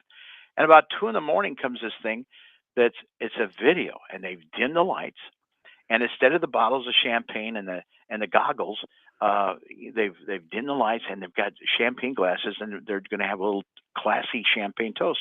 Yeah. And he says, boys, I got a letter here from Bob Uecker. And Antanasio hands it to him, and he reads it. And it sounds just like Uecker. Hey, howdy, boys. Yeah, I'm up there in this baseball team in heaven, and gee, I'm the third catcher, albeit, and everybody laughs. Yeah. Because it sounds just like Uecker. But at the point when he starts saying, hey, congratulations on best record on the road this year and best this, best that. All right, well, obviously this isn't something Bob wrote before he passed. Yeah. So people start arguing about this back and forth. He got 1 million tweets before Monday night. Yep. Like 2 days later, the Brewers came out and said, yeah, okay, Murphy wrote that. It wasn't actually from Bob. We probably should have been more clear about that. Like, that was a whole weird seance, right? It worked. But it works. The team is still hot, and they've got St. Louis coming up this weekend. Mike Clemens, thank you so much. Have a great weekend. Travel safe. Some final news and notes from Lake Wissota after this. You're up north.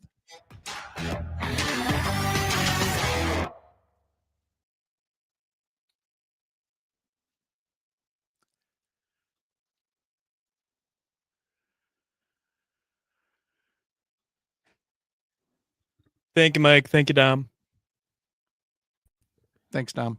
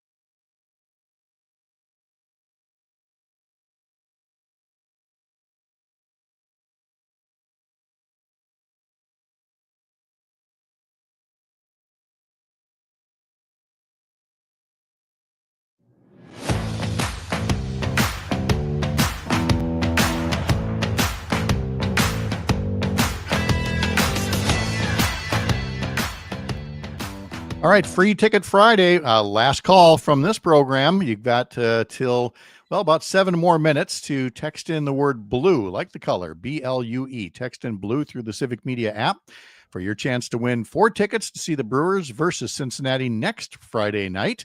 And again, there will be more keywords throughout the course of the day, more chances to enter, and then one lucky statewide winner will get the tickets to the Brewers game. And like I said, only the one homestand next week that I'm looking forward to going to one of the games there. Oh, which game are you going to? I'm going to. I'm going Saturday. I am also going Saturday. Are you using the Civic Media tickets? I am not. Are you? I am. Oh, 'Cause okay. That's the only way I go to Brewer Kings now. and you didn't even have to enter a contest to do it. No, I've my college buddy and I are going, and we have used the Civic Media tickets, and bless him, he's like, that those are great, thank you for doing that, but I want to be able to do something nice too. So he took care of the tickets for next weekend's game. Nice. So that'll be good to get together, which means if I'm going to go to the game next Saturday, it means I'm going to come pester you next Thursday and Friday and do the shows from down there in Madison and in beautiful palatial studio A2. If and only if you call in the Orkin Man and maybe get rid of that monstrous centipede thing that was crawling up your leg earlier. Yeah, I don't know if we actually said that on air or not. If for our listeners who aren't watching on the live stream, I did eventually see the little critter that was on my leg, and it was like an inch long centipede looking thing. And you made it sound like it was 8 feet long. If you missed it 2 hours, 8 feet long. 2 hours ago during the history lesson, suddenly Greg Bach and I see Parker almost climbing up on his chair, shaking around. He thought a spider was crawling up his leg, and then it crawled up again. And then he later found the offending critter, and it was this centipede thing that is still loose in your studio somewhere, right? Yeah, it's still loose. I took a picture of it though, because my generation would rather document a problem than actually solve it, right? Yeah. Why? So, I keep expecting in the background. I keep expecting to see Luke Mathers in a hazmat suit with like a giant fly swatter or a Louisville Slugger to come after this thing. Alicia's with you here. She's got an emoji up there and says, "Yep, I'd have been screaming if she was in there." Actually, now that you mentioned the Louisville Slugger, there is a bat in the office somewhere. I think it's in the trafficking office. Okay, I hope you like the Louisville Slugger, because I think a real bat getting in there would put you over the edge if it's flapping around the I don't want studio. to think about that, Pat. Why would you put that? Did you have at Whitewater?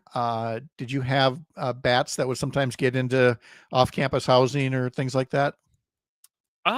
Because in Eau Claire, it was a regular thing where somebody lived off campus, older homes, and there'd be a bat, and there'd always be some buddies who'd come over to help basically the damsel in distress, and the going rate then was a case of 12-pack of beer if you needed somebody to come kill a bat for you.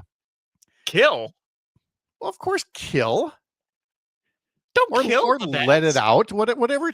Yes, let it out. Look, we're up here. Do we just catch and release our deer? No, we kill them. That's how it works up here. We hunt up here. We go hunting for bats and centipedes and everything else. Yeah, but you eat the deer. You can eat the deer. You don't eat the bat. We know you what don't happened eat last the time somebody ate a bats. bat. Yeah, no, yeah. Well, it turns out he lived a pretty long life and sold more albums, but that's an Ozzy Osbourne story for another time. So, okay. So bats were not an issue by you there. All right. No, I don't think so. No, that's fine. That's totally okay. Tony notes Ozzy ate the bat. And he lived for a long time. Alicia says Parker is a tougher man. This Navy vet won't mess with that. So there you go. You got one up on the Navy veteran when it comes to going after critters. There couldn't have been a lot of critters on the aircraft carriers, though, right? Oh, I wouldn't say that, because you dock at different points and things get in. And I mean, that's how things get transported from one continent to the others. They find just the right way to hitch a ride. If anyone was listening anymore, they're gone now. Well, why would you say that? I think that we're talking about critters and I want to leave. Oh, well, here, Alicia responded. Here it is. Rats. Yep. Yeah. Rats. That's the thing. I didn't want to say it, but I have so weirded out Parker today. We really got to turn to something else here. The something. What's the other thing that we get on the ships? Alicia says Navy sailors. Well, yeah, there's that too. There's some critters amongst them as well. Yeah. So I'm going into this weekend whimsical, because we had plans originally with some friends, but they had to cancel. There was an issue with a parent who's not in great health and everything.